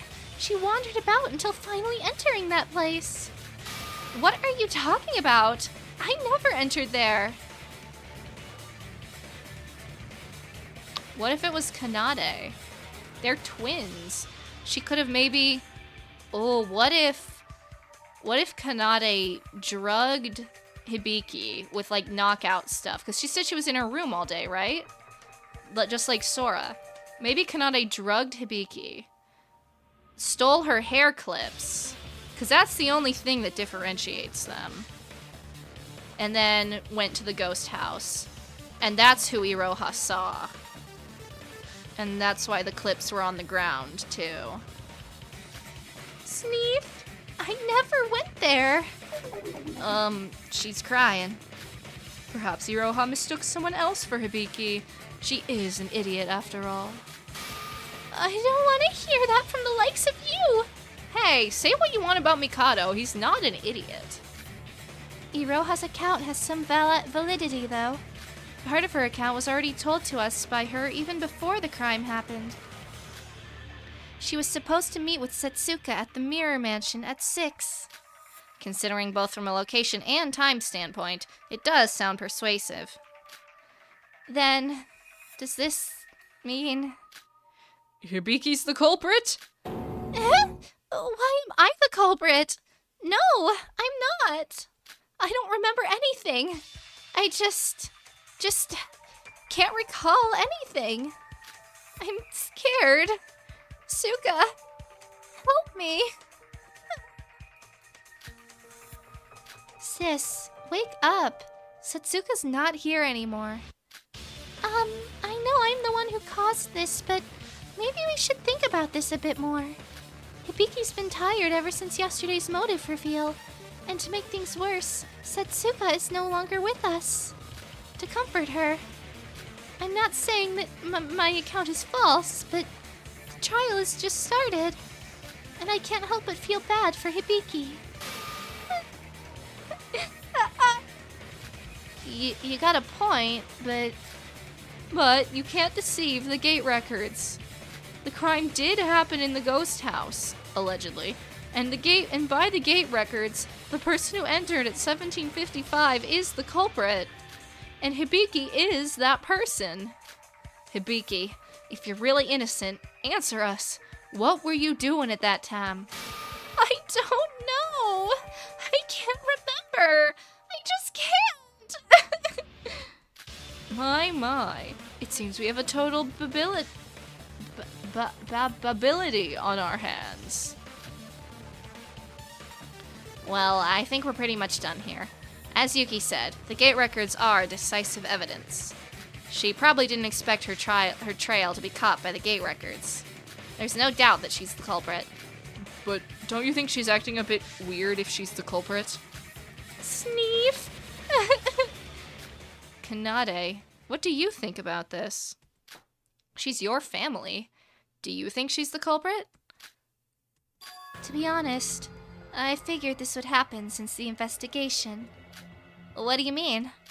Sis was always like that. The more she's cornered, the more she reverts to her childlike manner. And if it was brought to its extreme, she loses her memory. What kind of nonsense is that? It's something only I knew. When her puppy that she raised when she was young died. When her best friend was severely injured after falling down the stairs. When some of the Melody Rhythm staff went missing. I'm sorry, what? And so, it repeats today as well. You all saw it, right? Sis being frozen like a lifeless puppet. I suspected this from her amnesiac state back at the trial entrance. I don't know. I don't know anything. In other words, Hibiki did indeed murder Setsuka, but she herself doesn't recall it? That is indeed a possibility. Doesn't this all sound too unrealistic? It does sound like nonsense, but Hibiki's state ever since yesterday's motive reveal was extremely unnatural. It might actually be true. Wait, Kanade, isn't that a contradiction? Hibiki, being mentally unstable, killing the only person who was keeping her sane? It doesn't make sense. If Sis really is the culprit, then I might have an idea on why she killed Setsuka. And why is that? Each of Setsuka's body parts were laid on each pillar of the altar, right? Did anyone take a glance at the signpost in front of the altar? Sacrifice your precious one. Then the devil will be incarnated in front of you to grant your wishes. Or something along those lines? You don't say. Yep, Setsuka was someone precious to Sis. She killed and butchered Setsuka, all to grant her wish. What kind of nonsense is that? That's just a made-up gimmick of an attraction. You're telling me she actually believed that? She wasn't herself the moment she saw the motive video. She was an idiot to begin with, but she was driven to a state where she couldn't tell apart fiction from reality. Sneef! What kind of wish could it have been if she wanted it so badly, even if it would cost her her precious friend? Our parents had died. What? I know this because our motive videos had been the exact same. Our parents had been ambushed and killed. That was our motive video. So, yours was like mine. Then, Hibiki wanted to save her parents? Hibiki, in her weakened mind, might have tried to grant her wish through sacrificing Setsuka, a precious friend to her.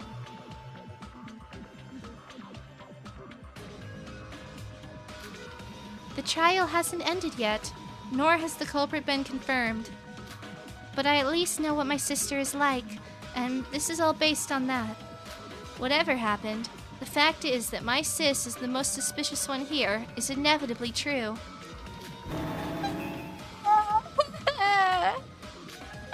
Go home! I had enough! Mom! Dad! Suka! Help me! No! This! She broke down. Whenever I do the high crying voice, though, my microphone clips off because I have it set to not peak and pick up, like, high-pitched screaming noises, so it doesn't blow your guys' ears out, but... Kanade, do something. We can't do anything right now if she's like that. Try to console her like you usually do. It's useless. Nothing would calm Sis now. And at this point, it's almost been confirmed that she's the culprit. How can you be so calm about this? She's your family. I mean, I can't help it. She tried to survive and escape this place alone. Poor little Sis. I feel so bad for you. So adorable. Oh no. Are we gonna get weird? Please don't get weird. Hibiki, don't just cry over here and say something. Did you really kill Setsuka? Try to remember. I don't know. I want to go home. Yuruko, I'll try to talk with her. Sora. Is Hibiki really the culprit? Even if the gate records are decisive evidence, is it enough to decide the culprit on its own? If she really is the culprit, there must be something more than this. I should present that to her, memoryless or not, so the truth everyone can accept will surface. Whoa, already? This is a 7-hour trial. There's no way this is, yeah. Don't worry, I know how to play though.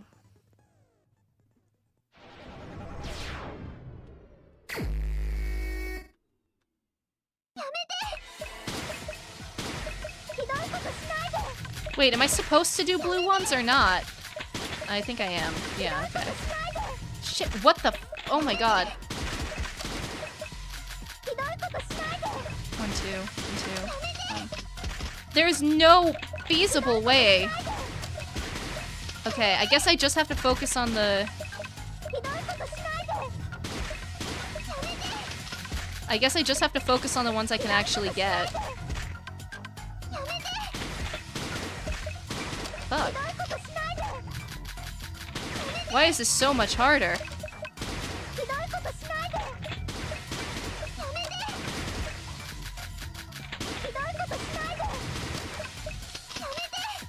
Shit, fuck. Ah! I'm only gonna go for yellow ones because those are the only ones I can even get, bruh. Not the Hatsune Miku Vocaloid outfit.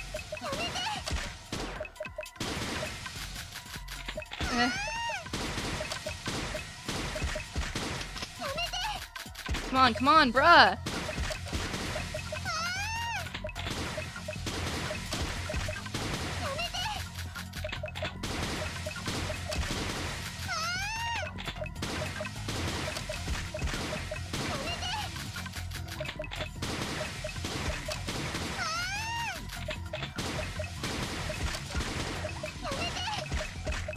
Fuck, shit.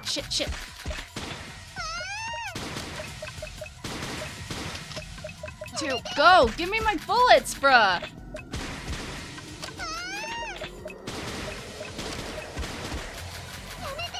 One, two.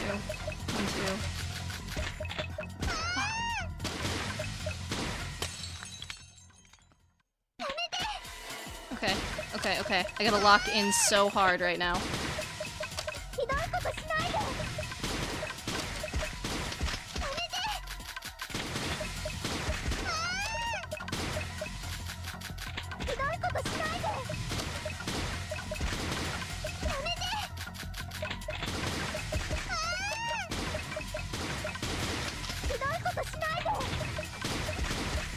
Go! Come on. Lock in.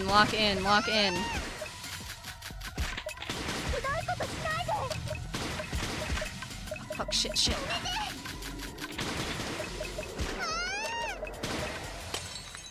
Okay. Come on.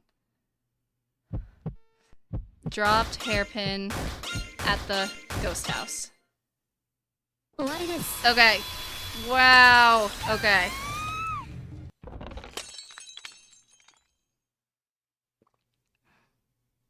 That was real close. I'm shocked we made that.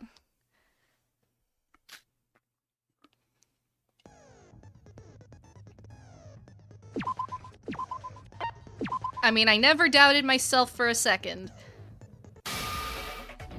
Hibiki, there's decisive evidence that you went to the ghost house. When the announcement for the class trial was made, I found and returned your hairpin that was dropped on the ground. You're not gonna say you don't even remember that as well, right? What are you talking about, Sora?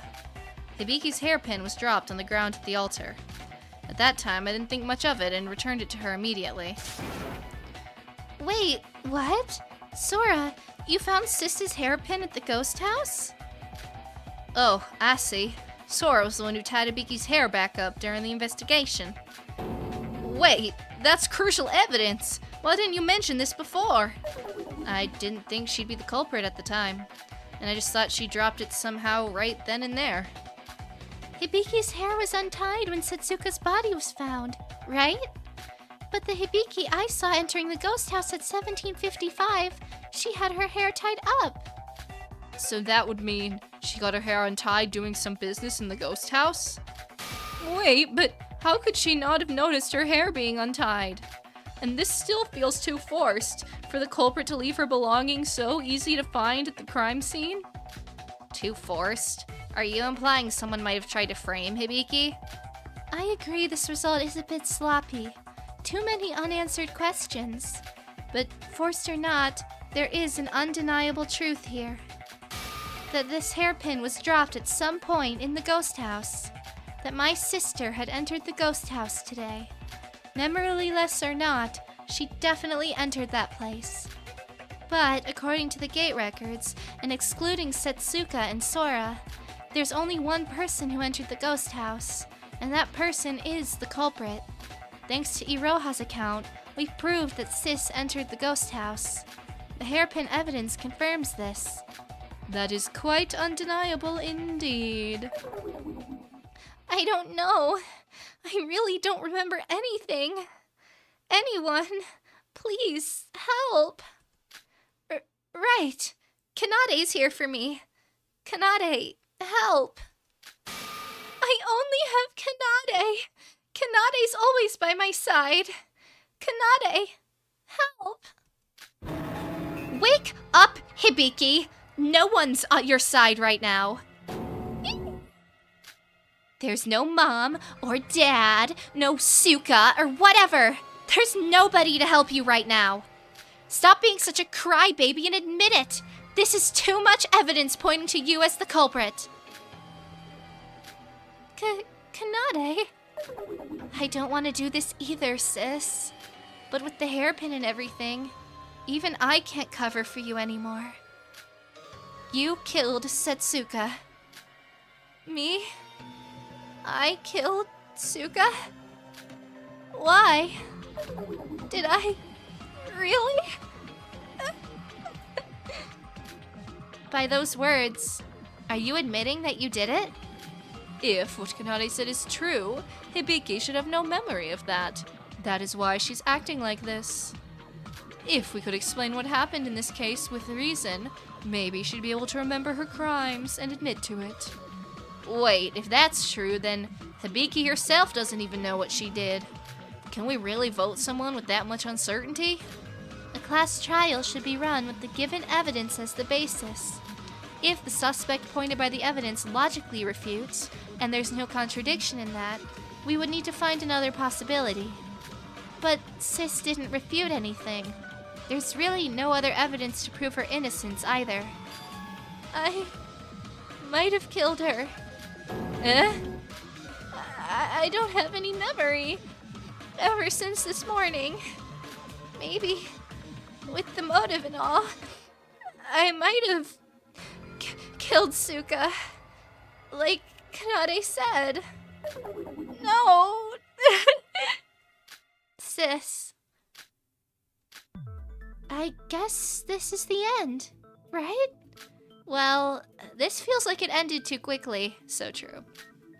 To do such horrible things to Setsuka, only to get caught this easily just by the gate records? Well, Kanade is smart after all. She did single-handedly solve the last trial as well. Well, that was easier than I expected. Why do you do it, sis? Why would you kill someone? Was it really because you wanted to grant some wish? I don't know. Kanade, what should I do? I'm scared. I can't remember anything. Am I going to die? Is this really the end? From the investigation, I expected this case to be much tougher. But she got caught already? I feel like I should object. Are we gonna have a scrum debate, maybe? But there's too much evidence backing her into a corner that I don't know what to say. Is it already over? Oh, wait, we should think this through once more. I think Hibiki's the culprit. I just want to get out of this place. This is too much. I don't know about that. I do agree that Hibiki is almost certainly the culprit, but this ended too abruptly. Well, it seems you're unsure. Are we gonna have our scrum debate? I'll ask you once more. Have you chosen Hibiki as the culprit? Can I take this silence as a yes? Well, what are we to do then? Hibiki herself admitted it. I don't know what to do anymore. Let's just end this. Very well. I feel as exhausted as you do, but I guess this is one way to end this. Now then, everyone, vote for the culprit with the switch in front of you. Would that answer be the truth or not? Now. Alright. What's up? Yeah, I was waiting for this. Unbelievable. How the hell did you guys even survive 2 of these? Shut up and listen to me. I'm running this trial now. I need more than 9 lives if I left this up to you. Logic refresh. Don't worry, I know how to do this one.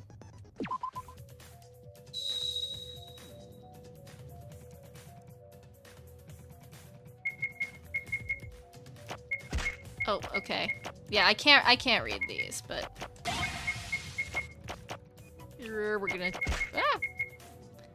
How am I supposed to get that one without running into the? That's literally impossible. Why is Shobai suddenly objecting? Now that I think about it, I might have missed something. Oh. Ah, I missed it. No! Give it to me!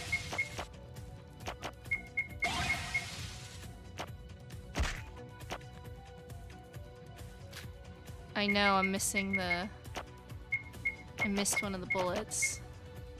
I feel like maybe the patch I was playing with the dubbing literally made the games easier, because this is very much harder, I think. Either that or the difficulty spike on this trial is, like, wacky.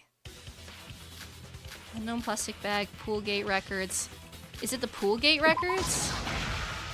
It's the only thing I can think of, yeah.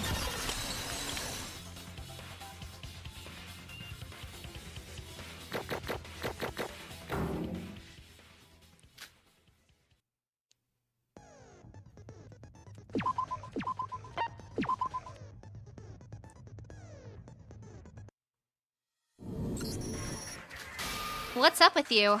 Always carried by us, and now you're suddenly here to run things? Careful. He might be trying to distract us. The pool gate records. Sora? Wait, the reason we focused on the ghost house was because Setsuka's dead body was found there. And the gate records had an ID without an out record, right? So, there is another attraction with an ID that has no out records. Eh? Really? It's the pool. Everyone, please look at this. These are the pool gate records for today that I've taken note of. Huh? You're right. The person who entered at 1724, NU30D2, has no out records. What's going on? That's weird. There was no one there when I went there. Oh, so the person entered at 1910 and left at 1915 was you when we were searching for Setsuka, right? Yeah, I went straight to the pool as soon as I entered Block C. But according to these records, shouldn't there have been someone when I investigated here? But I don't remember seeing anybody. Well, there was an ID without an out record at the ghost house, even when I didn't find anyone at the ghost house, remember? There could have been a hidden space in the pool, like the ghost house, or... Anyway, it's true the pool also has an ID without an out record, so this is something we shouldn't just gloss over.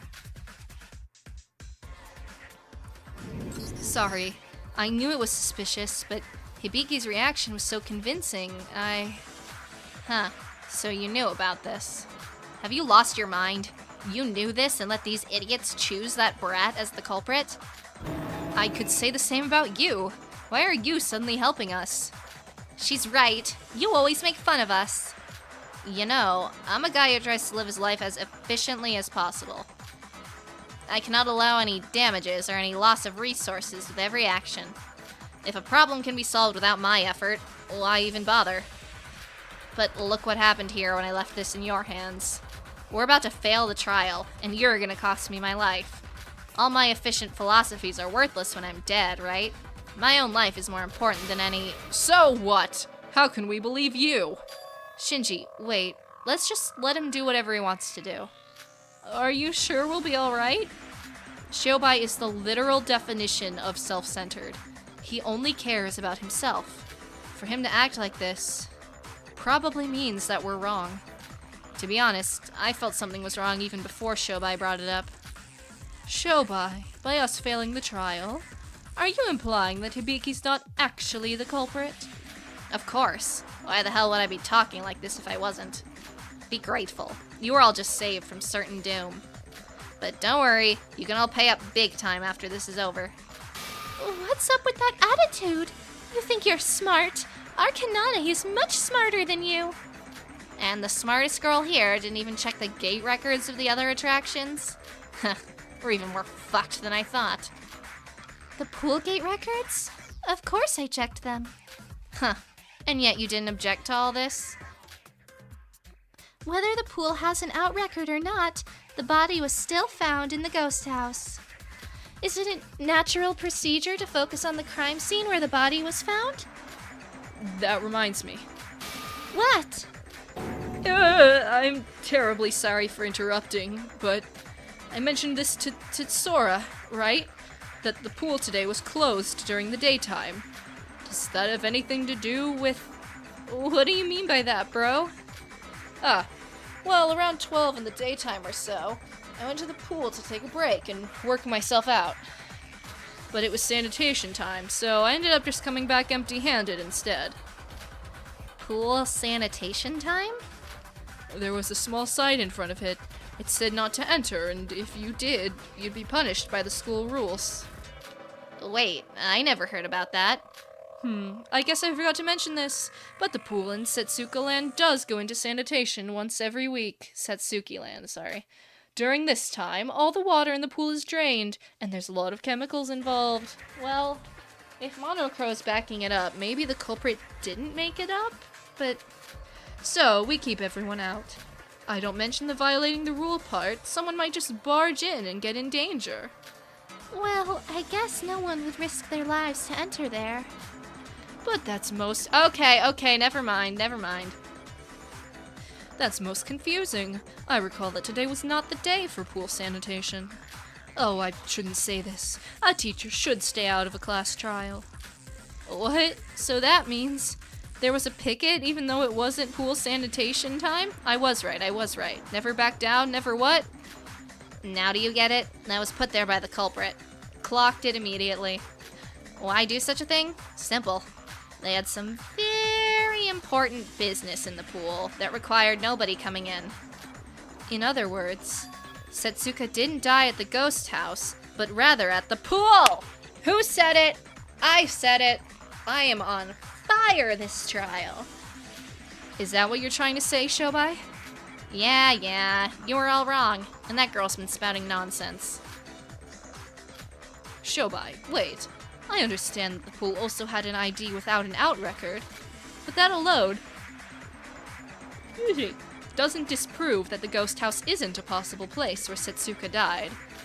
What do you mean?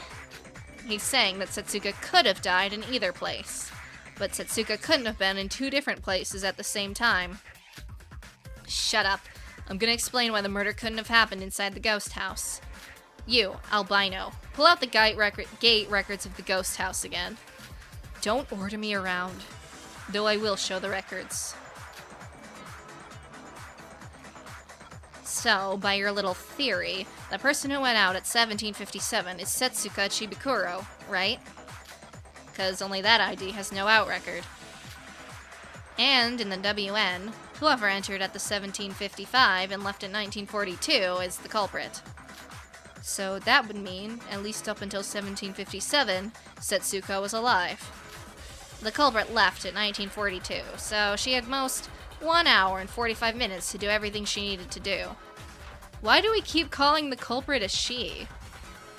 Is this like an error? Is the game like spoiling itself? Or is it like a typo in translation? What about that? Idiots. You think that time is enough to chop up someone like that? Well, we've never tried it ourselves, so... Let me tell you, ignorant brats, something. It's impossible. You need at least 1 more hour. Especially with a case like this. What do you mean? I looked into the corpse. The edges were trimmed off extremely clean. They didn't just cut it. They stitched it up so the insides wouldn't flow out. Whatever it is, it wasn't their first try. It was a work of a pro amongst pros, I'd say. Like serial killer type shit. Huh. As if there was such a disgusting professional among us. If there was, it'd be you. I need Nikkei and Shobai to stop talking back to back, because the more often they do it, the more obvious it is that I'm just kind of using the same voice for both of them. I make Nikkei's a little bit higher and try to give Shobai a little bit more of like a smoker rasp to it, but... You're a criminal, right? You even stabbed Sora without hesitation on the first day here. Well, I guess I could do it, but that's all the more reason I can guarantee this. There's no way someone can manage such a task in less than 2 hours, even for a professional. Alright.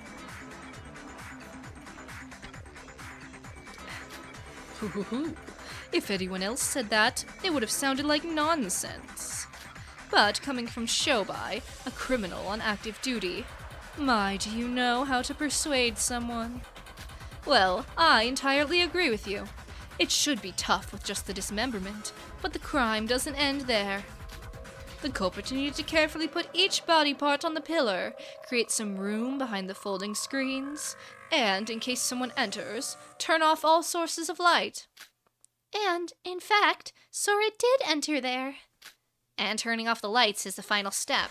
You can't dismember a body under no light. Since it's impossible to predict whenever who will enter, they would need to be given a lot of time before they finally turn off the lights. But doing all that in an hour and 45 minutes? Well, does it look possible now? It certainly does feel impossible, even excluding the dismemberment. And most importantly, blood traces were found, but no pieces of flesh were found in the ghost house. They could have somehow taken care of the flesh parts. Hello? Have you been listening with only half an ear? I said that she had to take care of the insides. There needs to be cut off flesh ends lying somewhere around, which the ghost house didn't have. Now, if it was the pool, you could get rid of the flesh and blood by just drowning them in the drain. If the killer didn't cut the body at the ghost house, then what was up with all that blood? Blood packets, girly, blood packets.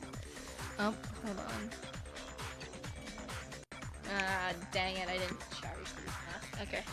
1 second, I gotta switch headphones.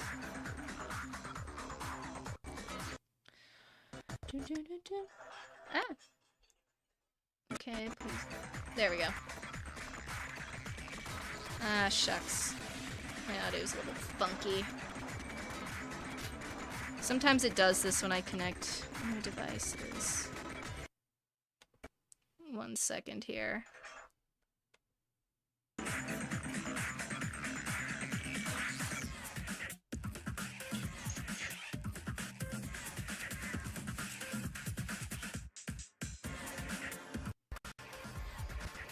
Oh, come on. I know how to fix this. The problem is I have to do it... Okay, hold on. Yeah, we're gonna have to do it this way.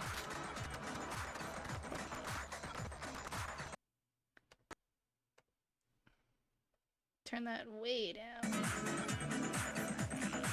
Okay. I'll just have to wait until the next... Okay. Eek!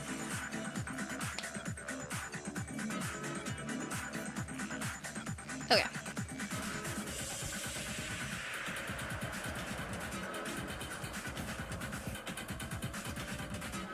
Makes sense for there to be trails of blood there. And considering its large quantity, it would be wrong to assume that it would be split blood from moving the body around. So, that blood is... the blood packets, yeah.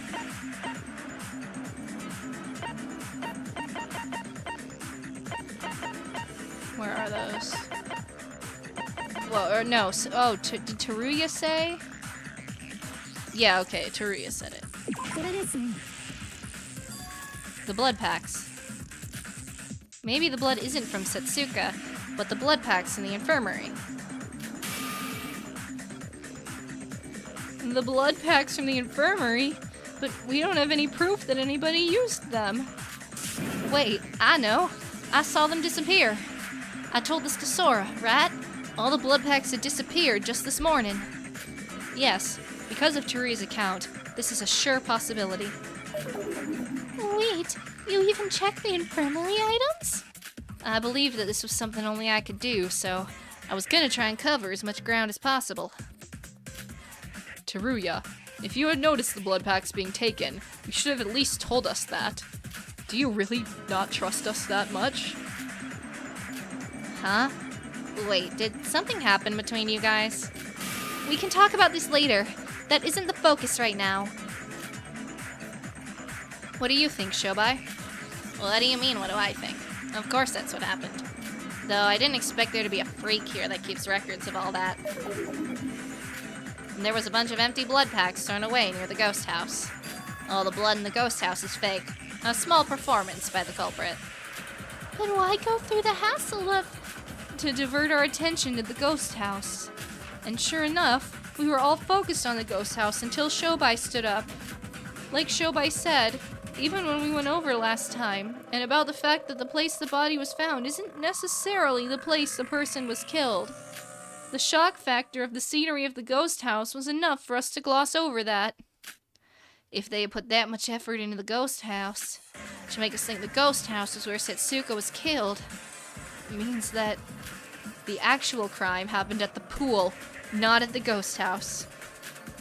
Uh-huh. It was a trick by the culprit to make you not even think twice about any place other than the ghost house. But to use all those blood packs, what if someone needs a blood transfusion or something? There's no need to worry about that. I'll make sure to replenish the stock after the trial. There's still more? Well, the amount of blood used was a lot less than the actual amount of blood packs taken.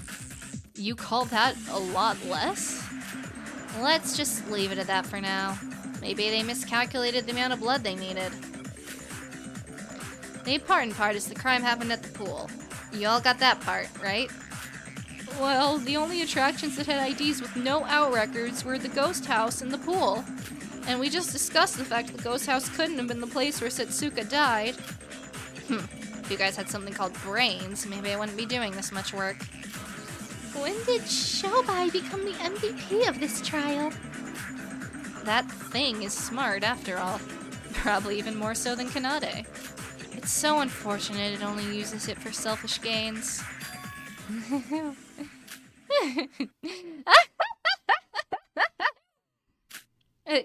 Kanade? What's wrong? I've been listening to you all this time, but you're quite the comedian, aren't you? All these contradictions, yet you stick to your delusions. Well, sure. Let's just assume that the ghost house wasn't the place where Setsuka died. Then what about the pool? Are you saying that the pool is a possible place? Okay, I'm not gonna lie. Kanade's gonna be fun to do the voices for if she keeps this up. Alright. It's not? Sora, the pool gate records. Sorry? The pool gate records. Show them to me. Alright. We can ignore the last two records made by Yoruka when we were searching for Setsuka. Let's take a look at the ones before them. Whether it's the pool or the ghost house, there is an ID without an out record, and that's Setsuka. We're all on the same page about that, right? Then Setsuka's ID should be the one that entered at 1724, NU30D2. Yup. If you look at the gate record here, two IDs entered at 844 and 845, and left at 922 and 954, respectively. In other words, there was no one at the pool between 954 and 1254. Seems that way, yeah. And we have only one suspect left, CN9FU3, who entered at 1254. If Setsuka died at the pool, the person with this ID must be the culprit, right? I guess so. What about that? Shobai said that the ghost house wasn't a possible suspect as there wasn't enough time for the culprit. But our suspect at the pool, CNFU3, left only 1 minute after Setsuka had entered. What?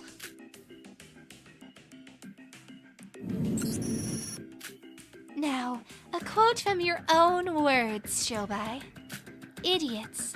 You think that time is enough to chop up someone like that? About 2 hours? Maybe 1 minute? Even if Setsuka died immediately upon entering, it would be impossible. But by that logic, it is impossible for both the ghost house and the pool to be the crime scene. Wait, even if the pool is where Setsuka died, we found the body at the ghost house. couldn't they just kill Setsuka at 1724 and immediately leave with the body? I see. After all, what do gates matter to a dead body? So you're saying that the culprit somehow took care of the crime scene at the pool and left at 7:54, carrying Setsuka's dead body to the ghost house? They wouldn't have needed to clean up the crime scene if they put the sign there. If the pool's the place, then this is the only way the culprit could have... I'm sorry to inform you, but that is also impossible. How come? The pool is at Block C, while the ghost house is at Block A. They're at completely opposite sides of the park. Do you think anyone could walk that distance without getting caught? Carrying a dead body of all things? They either put it in one of the suits or the monorail. I'm pretty sure it's the monorail, though. By your theory, the culprit needed to leave immediately after killing Setsuka, leaving no time for cutting up the body. Then we're back at the start. Even if you somehow cheesed it and made it to the ghost house, it'd be too late if you start the dismemberment then. Then what? Where did Setsuka die, and how did she end up like that? This seems theoretically impossible. Well, I admit that my first theory was debunked by Shobai. That means we have to start from square one. No need for that. The crime is still possible even if we assume Setsuka died in the pool. Really? Now, what nonsense are you on about? There's a clear contradiction here. Bullshit. It's all possible if there's an accomplice. Why would there be an accomplice, though? An accomplice? Shobai, you might not know since you were always sleeping, but accomplices cannot exist. Even if there is an accomplice who helps the real culprit, only one person can win and escape. There are no benefits to becoming an accomplice. Shut up and listen to me. Well, the older sis from the twins that you suspected, yeah, she's definitely not the Blackened. That's for sure. But she did enter the ghost house and left the hairpin there, so it's hard to say that she's unrelated to this case. So you're saying that my sis is an accomplice? Oh, wait! Oh, wrong voice. Oh, wait! What's that supposed to mean? You said it yourself. You don't have any memory, and you lose memory when you're in a pinch. An accomplice who helped the crime, but lost the memory of doing so. Don't you think that's too good of an opportunity to miss? What are you trying to say? By my theory, the real culprit used their twin sis in their own crimes. Give her a big mental shock or two, then use her as an accomplice. He kinda ate. I hope he's right, because then that means I was right. Once the deed's done, her memory will disappear, concealing the existence of the accomplice. Wait, Shobai, but that raises some questions. If that's true, then the culprit needs to know the fact that Hibiki loses her memory if she receives a mental shock. Well, duh. That's why the person who knows that is the real culprit. Someone who knew about Hibiki's secret used her as an accomplice? Wait, the only person who readily knew that fact was... Alright, come on. Big money, big money! The only person who already knew Hibiki's tendency to lose her memories is you, Kanade Otonokoji. Ironic, ain't it? You're the one who revealed that fact. Congrats, you scored an own goal. Kanade Otonokoji. She's the one who did it. Wait a minute. Kanade's the culprit? What, you got a problem with that? Well, not exactly. But she helped us throughout the last trial as well. By that logic, Emma also helped out during Yuri's case as well. Wait, not everything's been confirmed yet. And we can't be sure whether there was an accomplice or not. But like, I'm so confused. I guess we might just spend, if it is Kanade, we might just spend the rest of the time debunking how she did it. Because if this case is twice as long as Emma's, and we've already found the culprit, like, what, not even 2 hours in? Not even a third of the way through the entire trial, if we assume it's 6 hours. Not even a third of the way through the whole trial, and we've already accused the culprit? Shobai, why do you think that these two are the culprit? I mean, I know I did the trial by myself because we were about to die if I didn't. But even so, you sure keep your brains only as decorations, don't you? The reason Shobai is so fixed on Kanade being the culprit. Let's listen to what he has to say.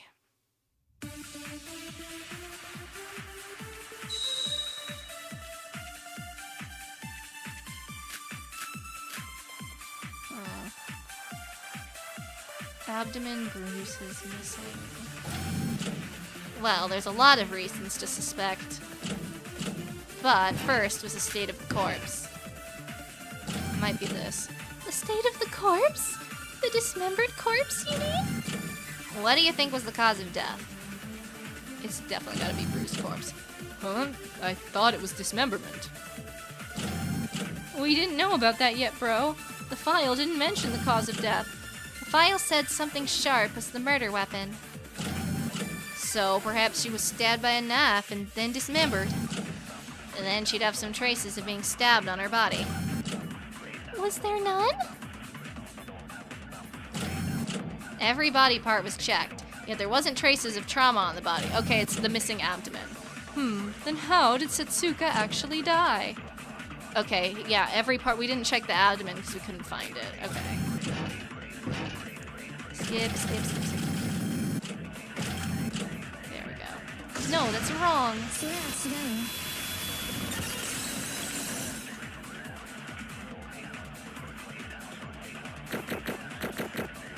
Alrighty. Yippee! Save.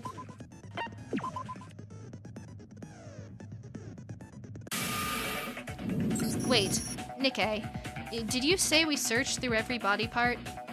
Yeah, it was hard for my eyes to do it, but we managed to. What you said just reminded me. It seems like every part was carefully laid on the altar, but that's not true. One part, to be precise, the abdomen, was missing. Right, Shobai? Well, what are you asking me for? But the girl's right. The body's missing from the hip up to the part below the chest. It was also written in the monochrome file as well, if I remember correctly. The area around the stomach was missing. Wait, the fact that they deliberately got rid of that part, that must mean there was some clue on the abdomen area. Ah, maybe they stabbed her there. They might have tried to hide the cause of death. But why? I doubt there was a reason important enough for them to hide that. Well, if they went through all the trouble, there must have been a reason. There was, actually. Yeah. And what's that? You might not know this, but the stabbing mark on a body is different depending on the hand that you use. To be short, you can determine whether the stabber is right or left-handed using the marks. Is that true? I guess maybe if you look at like entry angle or something? I guess it's true if they're saying it. I believe the writer would have researched this, but that's interesting. I did not know that was a thing if it's true. Really? But what does that have to do with hiding the cause of death? And they say that only 10% of people are left-handed. The majority are right-handed. I reckon that this might be the likely situation amongst us as well.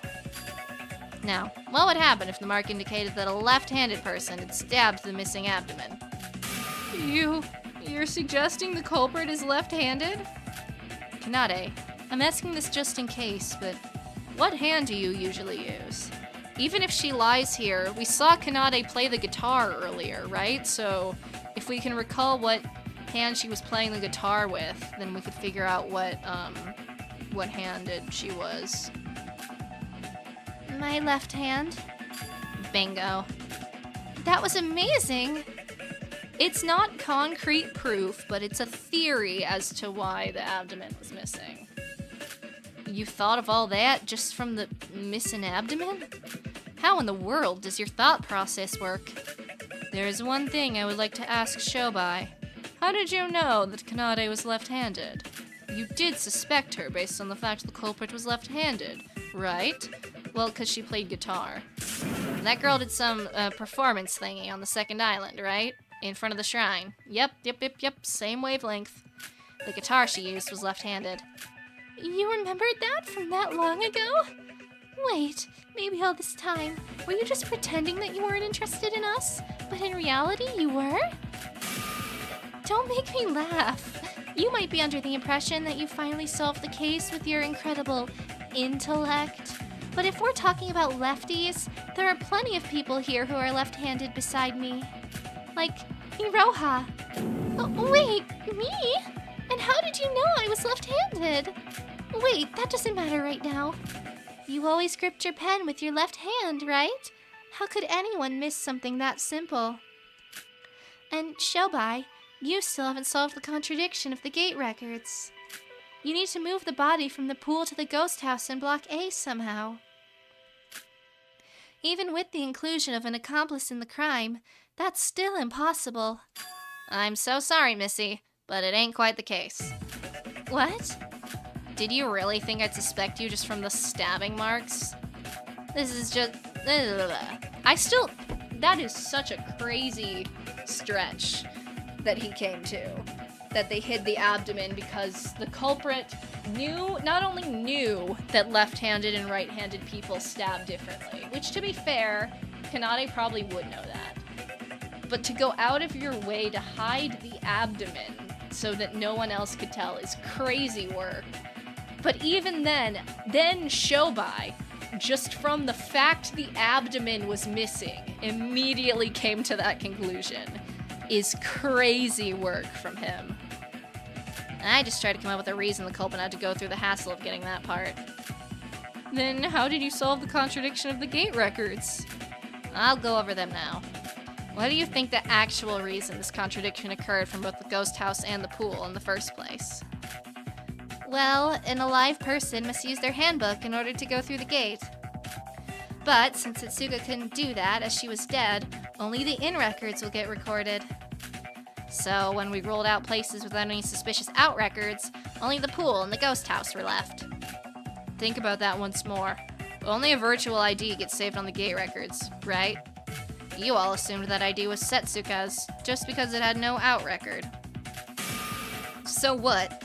Just tell us already. Hasty, eh? To put it simply, all the gate records of the attraction can be manipulated. Oh, is that what he was doing when he, snatched Iroha's handbook earlier? He was testing some kind of, some kind of theory? Wait. The gates already require you to use your handbooks to enter or leave. How in the world would you manipulate that? Who said anything about using your own handbook? Monochrome never once mentioned you had to use your own handbook. He just simply stated you need to use a handbook. Then that means... Yep, you can use the handbook of another person to go through the gate. Don't lie to us. How does that make any sense? Well, it does. I tried it. Oh, so back when we arrived on the third island. I was double checking. I'm like, please don't play the music. Oh, perfect timing. Yeah, Give me your book. I'm gonna go. Yep. We do not need to replay this entire conversation. So, the reason you took Iroha's handbook was to try that out? Yeah. Everyone, do you know what this means? It means our basis of the gate records was wrong from the start. But even if what Shobai said is true, it'll only become harder or even impossible for us to identify who was who. Nope. If you assume the gate records are rigged and reverse the thinking process, the case begins to unfold. My theory is this. Setsuka died at the pool, and the time of death was probably around this morning. Morning? Give me the records again. I'll go over them one by one for you. As you said, Setsuka went somewhere by the culprit's request, and that was the pool. Got that? If you look at the pool gate records, Setsuka's ID is probably IS3JZ2, who went in at 8:45.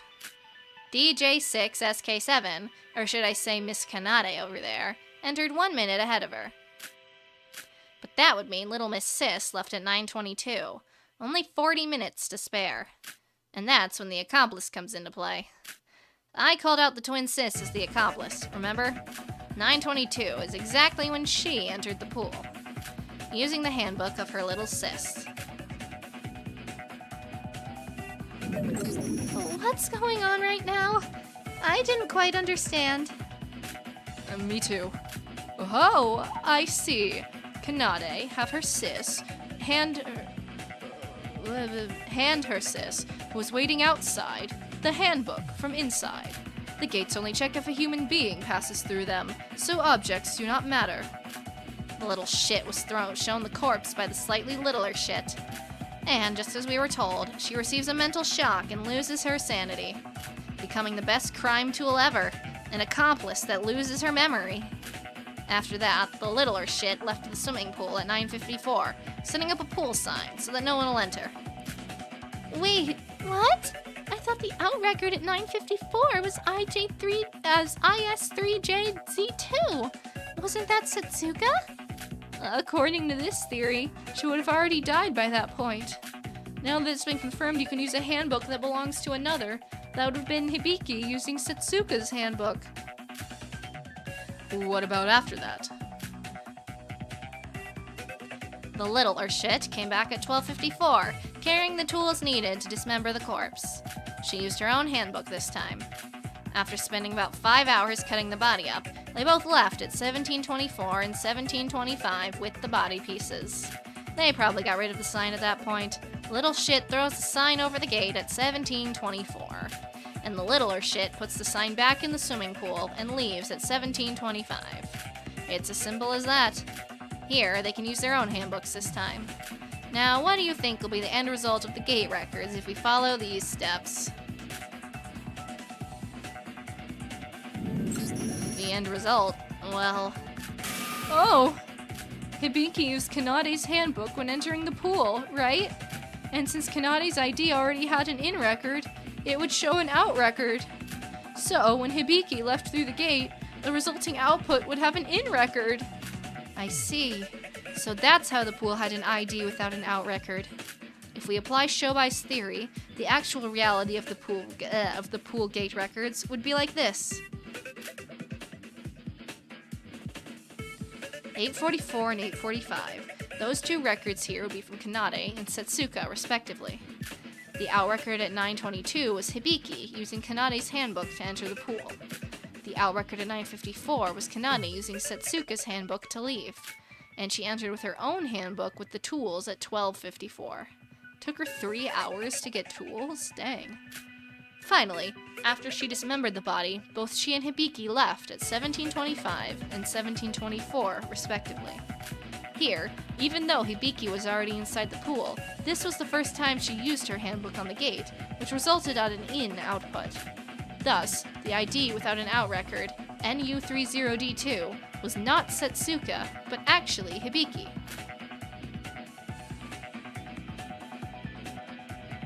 For those of you who are visual people.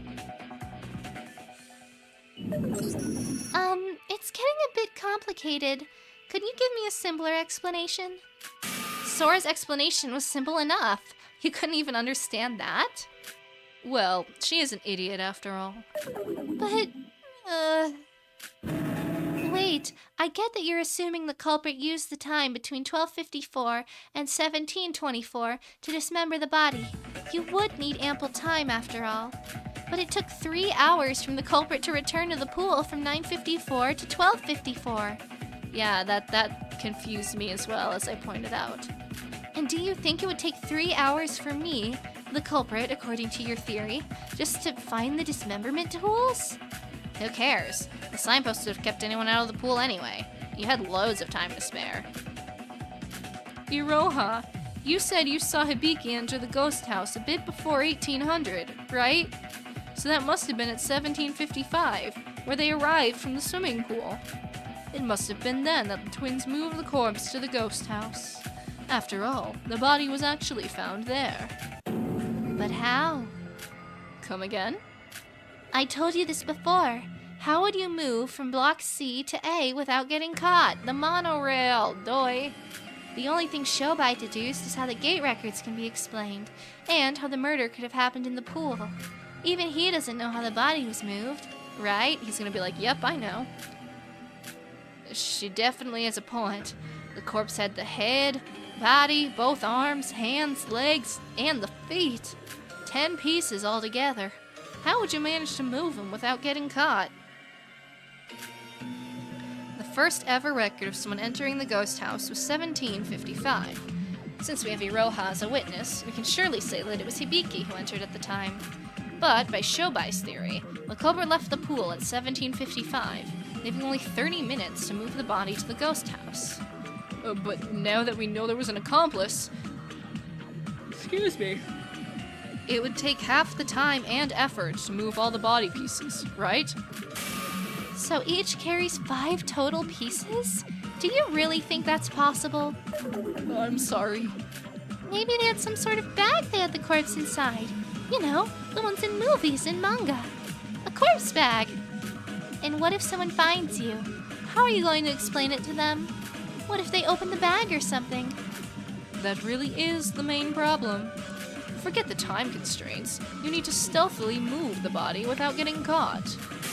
I just thought of an incredible solution. What is it, Nikkei?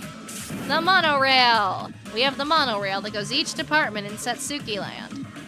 Okay. Either it is the monorail, or we're gonna spend a little while talking about the monorail, and we're gonna find out, thanks to the funky schedule, that it couldn't be the monorail. And if it's not the monorail, then it has to be those stinking little,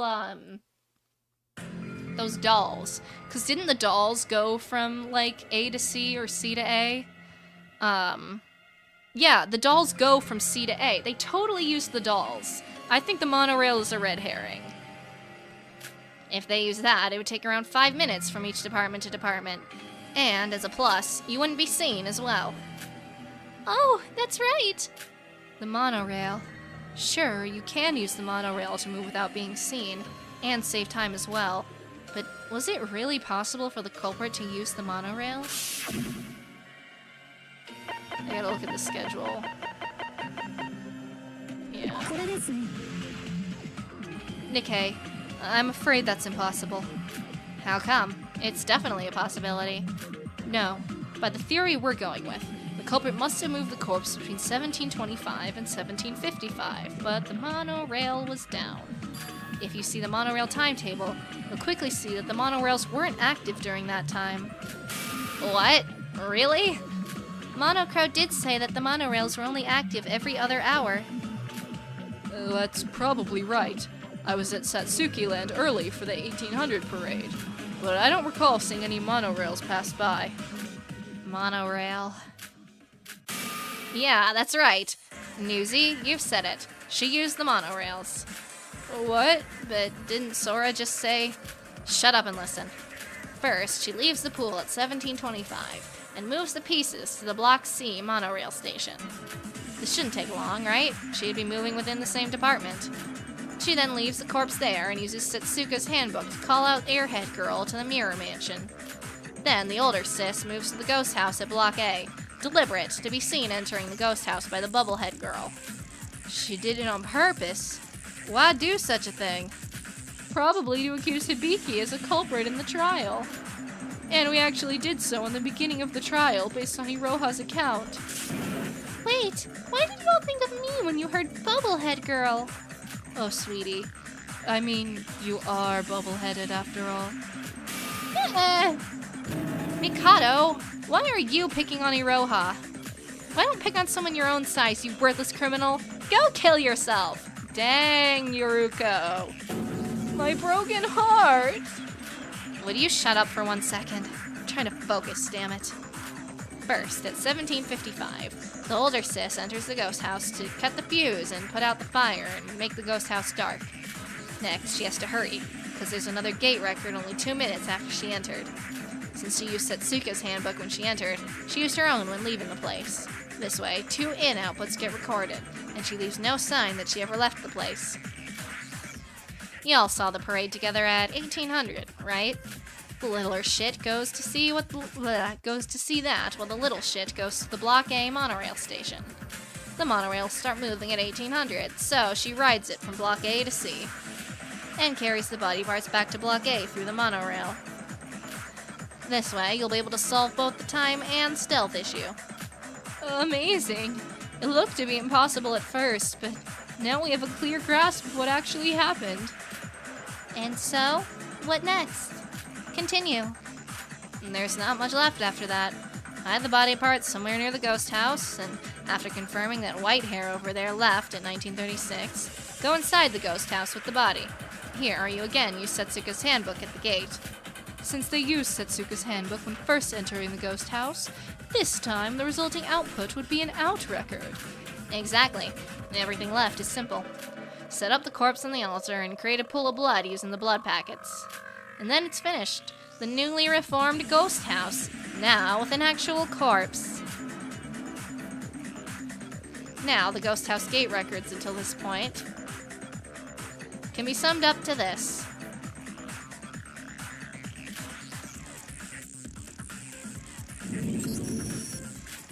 How is it? That's the result of this case. Kanade Otonokoji as the culprit, and Hibiki as the evidence. This can't be. Honestly, if we consider Shobai's usual behavior into account, it's hard to trust him. But it's logically sound, and his reasoning is perfect. Kanade, are you really the culprit? Did you really murder Suka? And I helped you without any knowledge of that? What should I do? I don't know what to do. Sis, don't cry. That beardy hag is just talking nonsense. Got any rebuttals? Rebuttal? Are you really thinking to yourself that you really cracked this case? She's gonna snap. She's gonna pop off. Let's get straight to the point. You're completely wrong. Full of contradictions, again. And to marvel at this stupid theory. My, you all have questionable brains, don't you?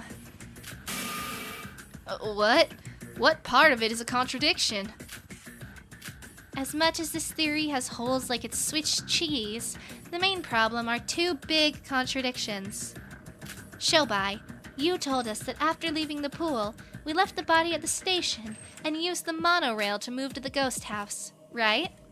And remind us, whose handbook did we use when entering the ghost house?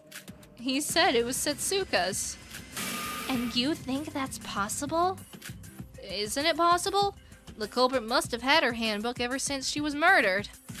Everyone, you might be able to pass through the gates using someone else's handbook, but only handbooks that are active are valid in this case.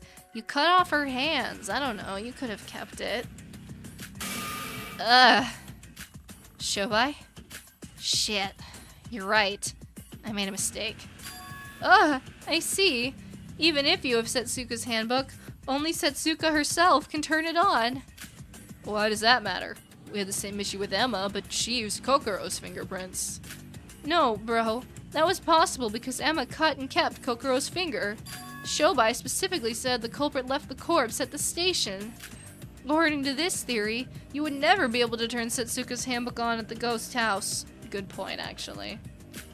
It takes a long time to arrive at Block A from C, even at running speed. Even if you use Setsuka's hand to turn the handbook on before you leave, it'll be turned off by the time you reach the ghost house. You're right. As we discussed in the last trial, the touchscreen lock of the handbook's sleep mode requires the owner's fingerprints. Wait, speaking of Emma, why didn't the culprit just use the method Yuki mentioned? The method Yuki mentioned? You mean cutting the fingers off and carrying them? Impossible. Setsuka's wrists were cut off. Her fingers were all fine. I mean, you could just carry those hands to turn the handbook on. No, that's probably not it. Then we'd again have the problem of how to carry the body without getting caught. Even if hands are small compared to the whole body, they still have considerable size, and you're doomed if they bleed. There's too much risk at hand. Maybe they managed to luckily carry the body without getting caught. Really? Then let's assume the culprit somehow solved this issue, and let's go to the next problem. Can we really go over the issue that easily?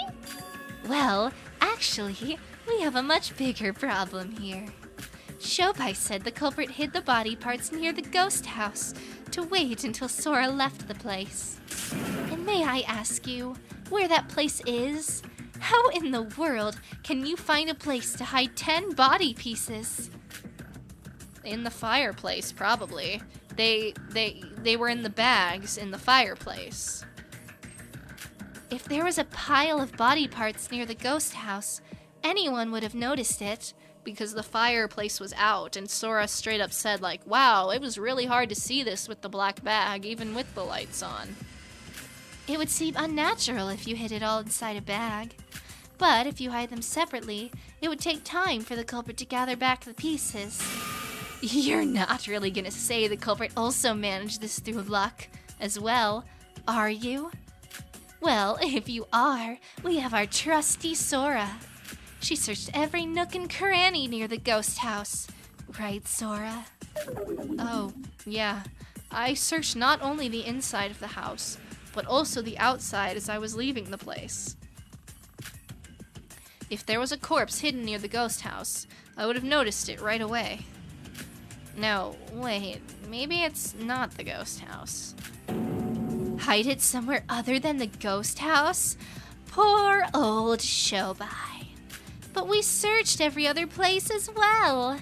Sora, Iroha, and I searched basically everywhere in Block A, so there are no other options, Shobai. Dude, who do you think I'm suspecting here? If you're saying that you, who I suspect is the culprit, searched Block A, I mean, do I really need to say more? What do you mean? She just had to hide the body in the place that she searched in. She's the culprit, and all she had to do is say, there's nothing there. So, correct me if I'm wrong, Shobai. You're saying that the body was hidden at the complete opposite side of the park from the ghost house. What? The place I investigated was that area, the storehouse, and beyond. I hate to break it to you, little Shobai, but that's a bit too far away from the ghost house. Don't you think? You little bit. Wait, what about that? Is there a problem with it being too far? We can't move a body around when there's everyone running around in Block A, right? The culprit must have moved the body parts at least after Sora left the ghost house, which is 1936. According to the gate records, the culprit carried the body parts 6 minutes later, at 1942, right? Oh, so that's it. If you hide the body parts too far away from the ghost house, you won't be able to retrieve them within the next 6 minutes. Sora even said she looked outside the ghost house, so she would have stayed there at least 1 to 2 minutes after that. So we'd only have about 4 or 5 minutes to move the body parts. If you want to move all 10 corpse pieces within that time limit, you would have hidden it somewhere close to the ghost house. Wait, both Miss Older Sis and Younger Sis are in it together according to Shobai, right? So, if they move them together... I told you, it's impossible, even for 2 people. They would have made 2 round trips even if there was an accomplice. Even in the case that we hid it in the nearest storehouse, it's impossible to make 2 round trips within 4 minutes. Unless you have teleportation skills, that is. Teleportation? Then, does that mean Mikado is... Wait, even the rules mention that I cannot use magic in murders. You do remember it, right? You haven't forgotten about it or me, right? Then, what's actually going on here? Shobai, is there another way? See? They're all ignoring you because you made such an idiotic comment. I think you mean they're ignoring you. Be quiet in the peanut gallery over there. Was Shobai's theory wrong? Kanade definitely has a point there. What kind of method did the culprit actually use? Are you gonna give me a hangman's gambit? No, it's a nonstop. The dolls! It was the dolls! I said this from the start. Oh, sorry. Never mind. I still think the dolls are important, but it's in the fireplace is what I meant to say. That's where they hid the corpse.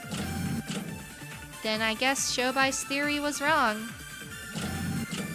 Wait, that means the culprit actually managed to move the body without moving the monorails.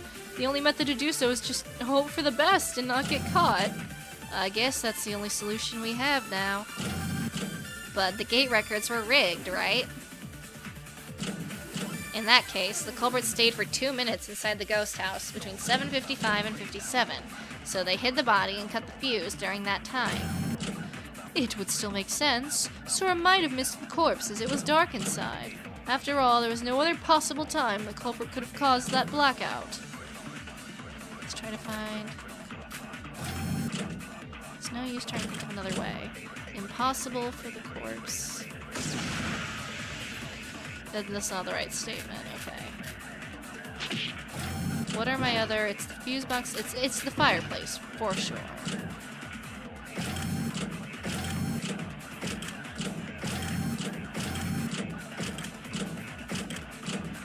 They hid the body and cut the fuse. I think that's right, though. Is that what's wrong?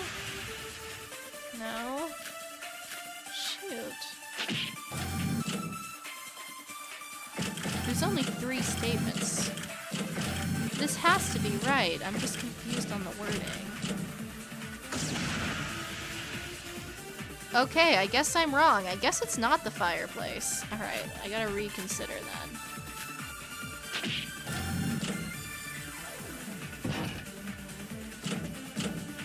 They said the fuse box was cut. I wish I could read my bullets. That would be helpful. Well, what am I trying to contradict? Gate records were rigged. They hid the body and cut the fuse during... Maybe that's wrong? There was no other time the culprit could have caused the blackout.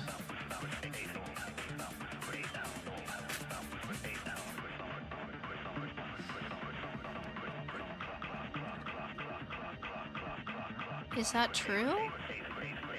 I feel like he's right. It would be impossible to move the corpse that fast.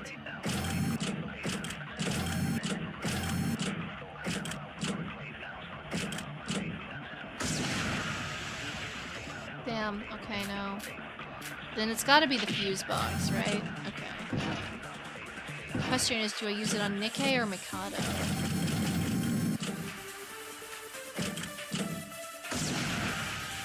Alright, we figured it out, eventually.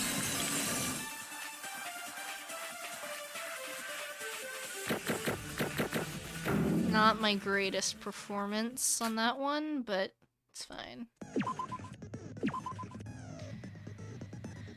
Okay. Stretch. Alright.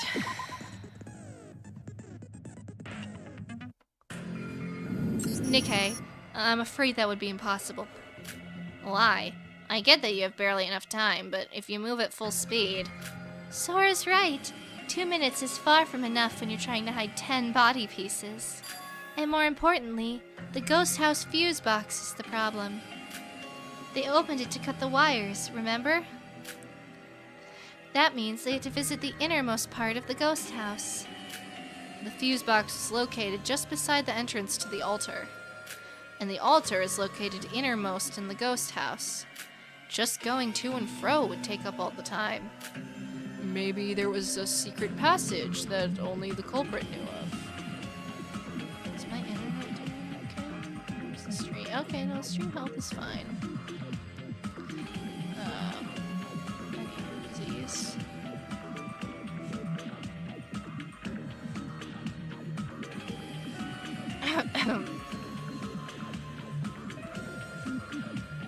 They could have hidden the body there and gained access to the fuse box as well. Please, can someone knock some sense into him? There's no way that kind of passage would exist. The most crucial thing is, if the culprit carried the body to the ghost house, the person who saw that should have noticed it. So how is it, Iroha? Did my sister enter the ghost house holding something in her hands, or not? What? Whoa, why are you so flustered? Well, I just didn't expect to get called. What did you say? Girl, this is a trial of life and death. How are you not paying attention? Iroha, it seems like you're not very fond of the fact you have your head attached to your neck. Would it kill you to please pay attention? You told us that you saw my sis entering the ghost house around 1755. Oh. Oh! She was empty-handed. If she was holding a piece of the corpse, I would have recognized it. See? So that means we didn't transport the body directly to the ghost house. I cannot be the culprit. And, as mentioned before, there are too many contradictions to suspect my sister as the culprit. I have something to inquire, Kanade. You have successfully shown us that you cannot be the culprit. But doesn't that mean you yourself admit that your first theory was wrong? That now it's come to this, who do you think is the actual culprit? That's... well... honestly, I also need to think through this again. I was so focused on proving my innocence that I haven't come up with another theory yet. Shobai, how about you? This is the first time you've stood up in a class trial. Is there any other theory you'll provide us with? Wait a sec. I need to clear my thoughts. I missed something. Something big. Is this? No, it can't be. Our two brains are stumped. Please, give it your all. We're all counting on you. This case is honestly so complex that even I can't get a good grasp on it. Oh, no. We're doomed. I knew we needed Kokoro. If Kokoro was here, she would have solved the case immediately. If only she hadn't been killed. Iroha, would you please shut up? I don't want to be mean, but like, Yoruko kind of said what we were all thinking. We're all doing our best, but... Sneeze. I'm tired. I want to go home. Mama. Papa. Please, would someone clog her mouth or something? You've been through 2 class trials. Of course they were difficult, and we were stumped a couple of times. But this is the first time our reasoning has come to a stop completely. The culprit of this case. Who is it? How did they kill Setsuka? Even Kanade, who's the smartest out of all of us, is having a hard time coming up with a solution. A person with no special brain or talent like me would never hope to help everyone in this case. I've got it. Kanade? So that was it. Everyone, I know the culprit now. Really? Oh, Kanade! I knew it! I believed in you! Hooray! I need to thank Shobai for this. Without him, I would have believed without a doubt that my sister was the culprit. Nor would I have realized that the gate records had been rigged and that my sister was used. So, you admit to the fact that Hibiki is an accomplice? No, my sister wasn't an accomplice. She was just literally used by the real culprit. The poor thing. This case was performed by a single person. A meticulous one, at that. So, who is it? Is she gonna turn it around on Shobai? Let me spell out the clues to you. Follow along with me, everyone. First, just as Shobai said, they're left-handed. So, are they really gonna say it's Iroha? And they provide us with a false testimony so that my poor sis would get suspected. Okay, so we are circling back around to what I said at the start, which is that Iroha is probably gonna get framed. However, this just makes Kanade even more suspicious. And they had an alibi during the parade, so they could freely move around the monorail. I'm sure you've all realized who I'm talking about, right? Kanade set all this up to frame Iroha.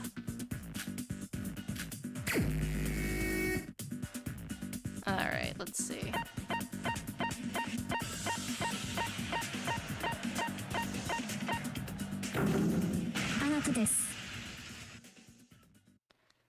The person who fits all this criteria is Iroha Nijue. It has to be you. Hooray for Kanade! She easily tracked down the culprit for us. Oh, what?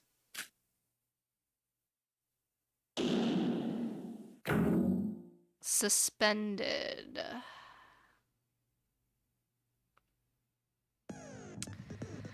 All right, we did it. We made it to the halfway point. Wow, wow, wow. Let me save. Crazy work. Do I think it's Iroha? I don't know. No, not really. I don't know. It could be, but I'm still so suspicious of Kanade, bro. Like, she was full on snapping. I think this is still a setup. Iroha could be playing us all. I don't think the excuse of Iroha is too stupid has any legs when, like, Void exists. And Void is obviously, you know, kind of faking everything about everyone. So she could be, like, super brilliant and just pretending to be dumb so you don't suspect her. But I don't know. I don't know if I'm buying it. Alright, let me see, though. It's been, what, 3 hours?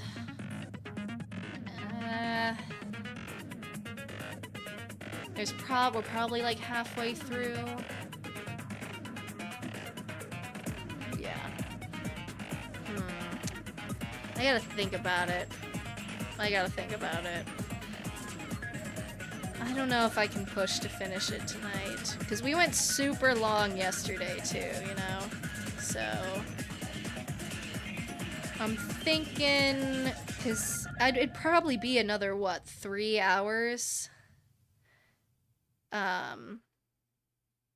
And I don't know if we wanna go that long. It seems a little bit. How long? I don't know. Yeah. I'm thinking we call it here for now. But anywho,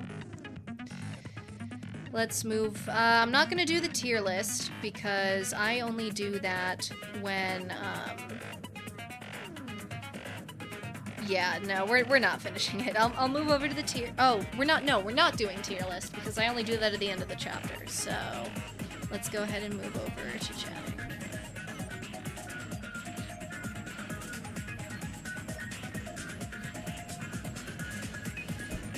All right. Well, let me turn that off. Oopsie. We got a start. We got a good start. I'm on the fence if it's Iroha or not. Because, like, I'm not saying it can't be her. It could be that Kanade is so suspicious intentionally to kind of throw us off, you know? I would totally believe that. I don't know. I could completely see it going either direction and being satisfying. So, hats off. Hats off indeed.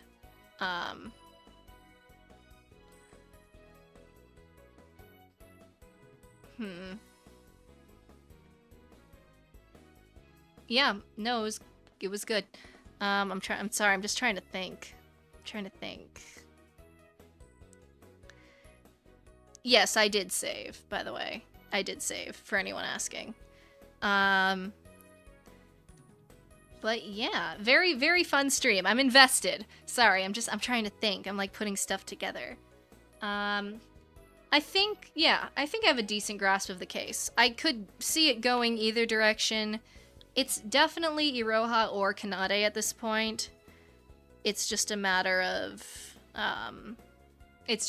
which direction the story ends up going. I could see it going either way. I can't think of anything, at least right now, that completely exonerates or convicts either of them.